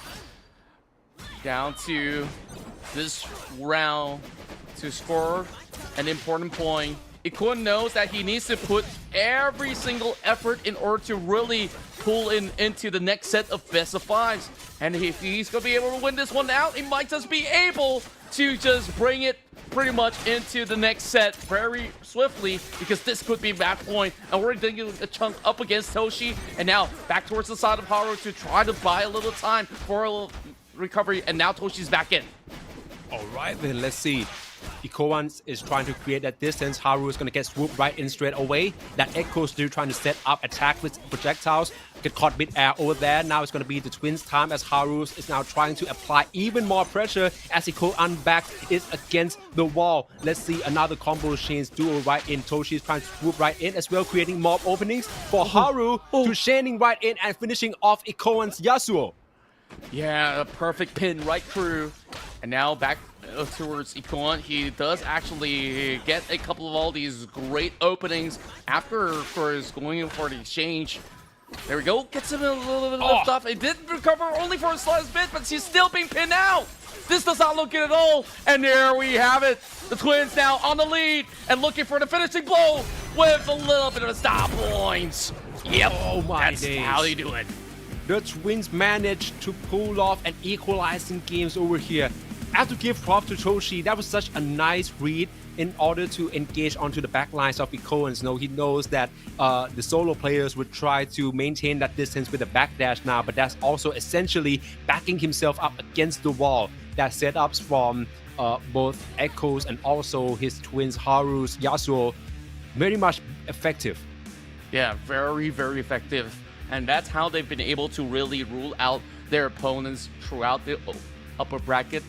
And now they're gonna take a little bit of breathing space since there's still that countdown. And yep, we're locked and loaded going into our third series. So far it's a tie. INVATE started off really, really strong. And even in the first round, it was so close, as we had to bring it all the way to round 3. And I feel like we're just gonna see plenty of rounds still, even in this set. So, that being said, let's see, it kicks off right now as both sides takes the opposite corner. Good zonage, great blocks coming from the side of INVATE, comes in with the tag, and finally gets the lift off. That freestyle is going to allow Toshi to engage instead and also closing in on the distance. That projectiles that the crew set up, but once again INVATE's block games is on point, prompting the freestyles fused from the twins to be used, as now Haru is going to be the one on the forefront. Red Rose trying to get out of that situations. Echoes being attacked to assist right in as well. That retreating guard was proved to be an opening that the Japanese twins are looking forward to. Let's see Haru how he would capitalize on this one. The block still guard bonus coming in from INVATE side as well, but now Yasuo is being tagged right in, and now it's Toshi who's in the corner instead. Let's see, get up move, got dodge over there, has to prompt up to use break instead. Echo tagged Haru as well as both of the twins with this super, launching both of them into the air and into another of these special moves right now. This is a big trouble for the Japanese twins. Potentially Toshi might be the first to fall with this Yasuo super. Incredible! Just like that, that Mega Time Water clipped onto both, taking out Toshi, and now big pressure over on the shoulders of Haru. He once again gets tagged, and it is perfect timing on the finishing super. And now it is Ikoan coming up ahead. That exchange is a lead up to the confirmed hit of supers by Ikoans over there. However, this time around it would be Toshi, who's now on the forefront. Limit Strike already reaches. He's trying to use that super, but got a get up move from Ikoan to disrupt it. Let's see this one. He's trying to dash back a bit, and then once again that front to back gameplay that we see here. Haru is also trying to engage the backline of Ikoans now, allowing Toshi to attack Ikoan's Yasuo. Once again, this super not still gonna land, but that projectile is gonna be the setup that he needs to take out Yasuo from Ikoan. Yeah, Toshi did manage to really read some of all these kind of dives coming out of Ikoan, still being bunched up towards the wall. Doesn't seem that there's much left in the tank right now. That Mega Time Water deals another big chunk. It should be job done for the twins here. Sheesh. With another clean engagement. And this time, we're going all the way into round 3 here in the turn set. Solid comebacks from the twins right now, but now both of them got tagged on by Ikoan once again. It's going to be Haru to take that barrage, and it's going to get also the supers from Ikoan's Echo as well. Let's see this tag from Toshi trying to save his twin brothers, trying to gauge the distances. Yasuo is being deployed as well, and nice jump by Ikoan over there, but Toshi is trying to engage straight away. Got pushed back by the break from Ikoan. Let's see Toshi, Ikoan's try to backpedal, but then it's gonna set up for Haru to reach him as his back is against the wall. Great dash over there, and also tag echoes right in to push Haru into the wall instead. His XP is dwindling. Would this be the end for Haru's Yasuo? It seems like that's going to be the case. He found that perfect opening where he finds a way to really dash him, got him bunched up in the corner, and now Toshi's turn, trying to retaliate, but he still gets punished in return, didn't fully connect, and that was absolutely costly for the twins. It's still Ikoan now that now reaches match point of this first best of 5. He needs one more to bring it to the second series of a set of the best of 5. Oh my days, but then once again, this means that he is now on his match points for Ikoan side. For the Japanese twins, this is easily their hardest test yet. How would they respond to Ikoan's dominances, and how would they try to cope with this one? We have to really see, after all, in 2 sets of best of 5, it feels more like a marathon round. So perhaps they're currently on the reserve, and Ikoan so far has been absolutely stellar on his strikes. Flat and goal, eyeing for glory. Is this gonna be another one in the books for Ikoan? Great openings coming in from Toshi, trying to swapping right in, letting Haru take the back seat for now, but then once again it's going to be one who got tagged by Ikoan's Echo instead. His back is now against the rope. Let's see, now Haru's being tagged right in, trying to get him from behind, but Echo's Ikoan still with a nice block over there into the break transition. Let's see. He's trying to backpedal once again, prompting another switcheroos from Haru's to swooping right in, but he managed to capitalize on that yet. But this time around, attack from behind, and now both Yasuo and Echo from Ikoan is in big trouble. Mozo, whose now HP is less than half. This super from Yasuo of Haru could prove to be the end for Echo. That's the biggest turning point, and all thanks to how well Haru has been able to really find the gap in order to punish both the Yasuo as well as Echo with that big gift being delivered. And this is just gas out, lights out for our first round. Still more to go though. One, gotta be really careful on the attacks coming into this equation, but he's gonna start off strong, hitting hard towards Haru. Of course. It's just like you mentioned, Contra. This is such a intense opening coming up from the twins, right? But then once again, now it's going to be Haru trying to keep the distances away, and now Echoes from Ikoan is going to be the one who put on the pressures. Toshi being taxed right in as well, trying to create that one, but perfect carry coming in from Haru's side, and now he's going to get a chance to try to do another combos and also the limit strikes on towards Echoes from Ikoan's side. Let's see another swoop into a combo string as well, prompting the break from the solo players. Now it's Yasuo against Yasuo. He definitely needed to call the break, or else those supers will just land perfectly. Still knocks out the Echo though. Ooh. Still in play. It's going to be his Yasuo as he... Now this is it back! Oh, this is going to be big for Ikoan! Alright, then Haru is in big troubles right now, but great fix mix air right now. He's trying to push out back into the middle of the stage. Toshi being swooped right in as well with that super. That is very crucial as now Ikoan's Yasuo is going to be the one in trouble. Instead, this chain combo transitioning right into Haru's Yasuo super into the level 3 to confirm this kill for the twins. The last breath to really set the tone right. A big bounce back from the twins as Haru and Toshi will now bring it into Game 5 of this best of 5 series. And also keep in mind, if Haru and Toshi wins this round, if they do close this set, that will mean that they are the undisputed champions of this INVATE 2XKO APAC Cup. What a match this is. What a game this would be, especially for both of the side. For the Japanese twins, Toshi and Haru, obviously this is the game, all the game that they need in order to secure that titles. But for Ikoan, this is apparently a do or die, for he still got a second chance, a second match, series best of 5 where he has to beat the twins. And the scores will be settled here through the Spirit Hills. And if there's any form of fighting spirit left coming from Ikoan, he really needs to pull the craziest of comebacks. And of course, if he does win this duel, we're going for another set of BO5, and I'm in it for the long haul. Now, of course, speaking of which, let's see what the twin brothers will pull up this time. Getting a little bit of strike over onto the Echo already. Good notion as the liftoff comes right through. So this is going to be that big flurry of engagement. And he's going to bring his super up. Oh. But then once again, it didn't caught on to Yasuo from Ikoan's. At least he's trying to fix it up with his mid-air and the transition attack assist into Echo as well. Toshi is still on the roll. Ikoan switched Yasuo right back in. Have to watch out for Haru's engagement as well. Right now he's whooping right from behind, and now it's going to be another sandwich wombo combo coming in for the Japanese twin. Yasuo from Ikoan is already out. Oh, this is going to be tough. Only having the Echo. No mistakes can be committed from here on. Oh, that retreating guard from Haru. The freestyle. Yeah, that retreating guard from Haru is going to be the opening that they need. Right now they're sending Echoes on airborne and also the super to finishing off this round. This could very well be the very final round for Toshi and Haru. Eyes on the prize right now. Ikoan really needs to win it out back to back. Oh man, they got hard knocked down over there by Haru. Toshi is being swooping right in. Another time where it's a 2 against 1.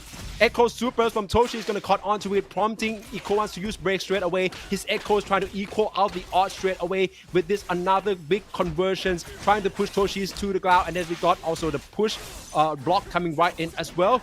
Yasuo has to watch out for that engagement from Haru. Yeah, he's already expended the break though, which is why you're seeing Ikoan just trying to create that kind of space, looking for a little bit of that angle. Does get the perfect block so far. Ooh, now that's gonna be a strike. Oh, that is exactly what I'm talking about. That is exactly what I'm talking about. Let's say Ikoan's trying to push block away with Echoes right now, and also the tag assist right in. He got caught on. He's trying to find Toshi, but Haru would say, "Stay away from my twin brothers." Yep, he's not touching him anytime soon. Oh, there we go. Finding the opening and finally gets the launch that he needs to knock Ikoan's Yasuo. Oh man, he's down to only Echoes for Ikoan. How would he respond? With a backdash first. Fury Gauge has yet to be filled. And now Yasuo is going to tag in right away, trying to do the Toshi's justice. Let's see this time around. Ikoan's Echo still caught onto Haru. trying to use as much of a conversion as possible. He got break over there, but nice jump by IKKO and still get out of that pickle out of situation. And now the perfect parry coming in from Haru's Yasuo as well, swooping in for the air side. He has used Fury straight away. And now this time build up. Toshi's being tagged right in. Echo's in big trouble for IKKO as well. Now his back is against the wall into another tag launcher, setting up for Haru to use this super into the level 3 ultimate. This is it.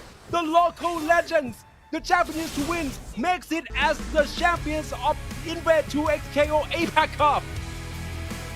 And just like that, the dual bounty has been activated for that $2,500 bonus for our champions, Toshi and Haru. They ended it with style and literally delivered the last breath to IKKO. What an ending. What a ride it has been throughout their journey for the twin brothers to strike gold here in the INVATE 2XKO APAC Cup. Oh my days. If that's gonna be a grand final series, that is what I'm expected, Contra. We're talking about the full series where IKKO has managed to shake the twins first with the lead even. Yeah, he did manage to bring it to Game 5, and for most part, he was the one actually leading for the entirety of this first set of the series. But my goodness, there was that instance of that perfect parry. Because of that parry, it really bought the opening, and the floodgates was just absolutely unleashed upon IKKO, where he knows that, oh, he just could not really find any form of recovery from that point. And my, a super into the finishing ultimate. That is just legendary. That was to finishing off the tournaments and also claims their championship spot as well. How poetic, how cinematic can you make it to be? We see straight up away IKKO with a great adjustment. He's trying to attack on towards Haru, calling him off guard and also getting rid of him very early on into the round as well. So when it's left to only Toshi, you know, when it's IKKO by himself, it's less likely that he's going to be able to use all of this comeback mechanics such as Fury or even tag assist from his already passed brother to help save himself. Yeah, of course, we wind it back into those early rounds, and you saw IKKO really was not even giving any form of space for the twin brothers to even formulate a response with. Almost it was a perfect round being won out, and eventually they finally get into a little bit more of that groove, and then finding IKKO to be bunched over on the corner wall. And that we've seen so many times out of this mirror matchup that once you're gonna be pit up against the wall, it's mostly a death sentence unless you do have break or even Fury to even get out of that situation. Of course, and now we're seeing straight up right into the another games right here. We're seeing IKKO from IKKO's side, at least trying to use that setup with the projectile steals, and most of the time it's managed to cut on to at least getting rid of either Haru or Toshi first. Mostly it's going to be Haru, since he's the one who's sort of like being responsible to trying to accessing the back line from the 2x assist views from IKKO's side, right? But then once again, this sort of setup, IKKO is also very impeccable, and of course, I believe he can hold his head high as he claimed the second place here in INVATE 2XKO APAC Cup. Yeah, we've seen those kind of double whammy of a Mega Time Wander coming from both sides. So initially from IKKO, and then it was payback as well. We saw it being beautifully executed coming in from the side of Toshi. And of course, this legendary brawl really goes down to the wire, where eventually it was just back-to-back rounds being won out for Haru as well as Toshi to really bring it to this golden moment to really claim the trophy of this tournament. How crazy could that have been, right? We're talking about how they are the only like dual entries left by the time that we are in our top 16, where we got our live stream here at INVATE channels, right? I mean, we're talking just about how much that dual bounty bonus is. We're talking about $2,500 on top of the 600 that the champions would already claim. Yeah, it's a whole lot of money, I gotta say. And bear in mind, this is a community tournament, right? Can you imagine eventually when we reveal to you guys all these big major tournaments to come for 2XKO, whether it's in the matter of months or even in the coming year? I'm absolutely looking forward for so much more. But we gotta, of course, look back at the journey so far for Haru as well as Toshi, where they had a lot of close calls. There's a lot of all these early instances where they did actually get put 2-1, which of course they find a way back up. Toshi and Haru, they claim that bonus like we said, so that is a total of $3,100 that they managed to bank in this tournament alone. Oh my days, what an amount of cash that was. Like, we're talking about like the whole overall price being 3,000, right? But then they claim only by themselves the twins for 3,100. Of course, we have Ikoans who managed to claim out $500, and also Ricky's who claim 400, Mekasues with 300, and of course Hazen and Ikura with 200 each. 2XKO player and Balsas also gets 120 USD, and then Hazel, Lalafell, Yokohama, and Sinnoh each get a 75 USD. And also in our 13th to 16th place, Chu, C-Cos, I'm Thinking, and Double J with 50 USD each. Everybody's a winner here in the playoffs. Of course, congratulations to those who have been able to really make it into this playoffs of the INVATE 2XKO APAC Cup. And for those of you guys who did also participate through the qualifiers, we also want to thank you guys as well. If you guys are right now spending your time on stream, and if you guys are curious about the game, if you guys are watching this tournament for the very first time, you can see how exciting it is seeing some of the best go at it. So of course, hope that you guys can keep up the grind, as this game is currently available for everyone to hop on board. It's free to play on PlayStation 5, on Xbox, and of course on PC. Facepalm, this journey for these players have been absolutely incredible, and it now draws to a close. Man, I'm willing to say goodbye. I wish to actually cast a whole lot more of all these 2XKO tournaments to come. Likewise, Contra, and of course we see how entertaining, how much of a heart-stopping moments it takes for 2XKO matches to be completed as well. So obviously, this is another sign, right, for you to try out 2XKO, which are now being openly available to players now. Currently, we only got 11 champions in the rosters, right? And you already see how much all these mechanics, such as the team building, the fuse mechanics, and also that Outbreak and Fury, how much all of these opens up the creativities, open up a comebacks, and also intense moments, which has unfolded for us in INVATE 2XKO APAC Cup. What a run it has been, Facepalm, and of course, like you said, 2XKO is just so much fun for you guys to experience if you guys have not tried it just yet. So with that being said, we have already concluded the entire tournament run for the INVATE 2XKO APAC Cup, brought to you by INVATE. And of course, this is part of the First Impact initiative coming in from Riot Games themselves. There's still more of these community tournaments for you guys to join globally, so make sure you guys keep up to date for that. Make sure you follow INVATE as well as Riot Games on 2XKO. And you can be updated so you can hop on board for the upcoming tournaments to come. So for now, of course, we want to bid you a good night and hope to see you guys real soon. It's Contra here alongside with Facepalm. We'll be signing out, as we'll see you in the next one.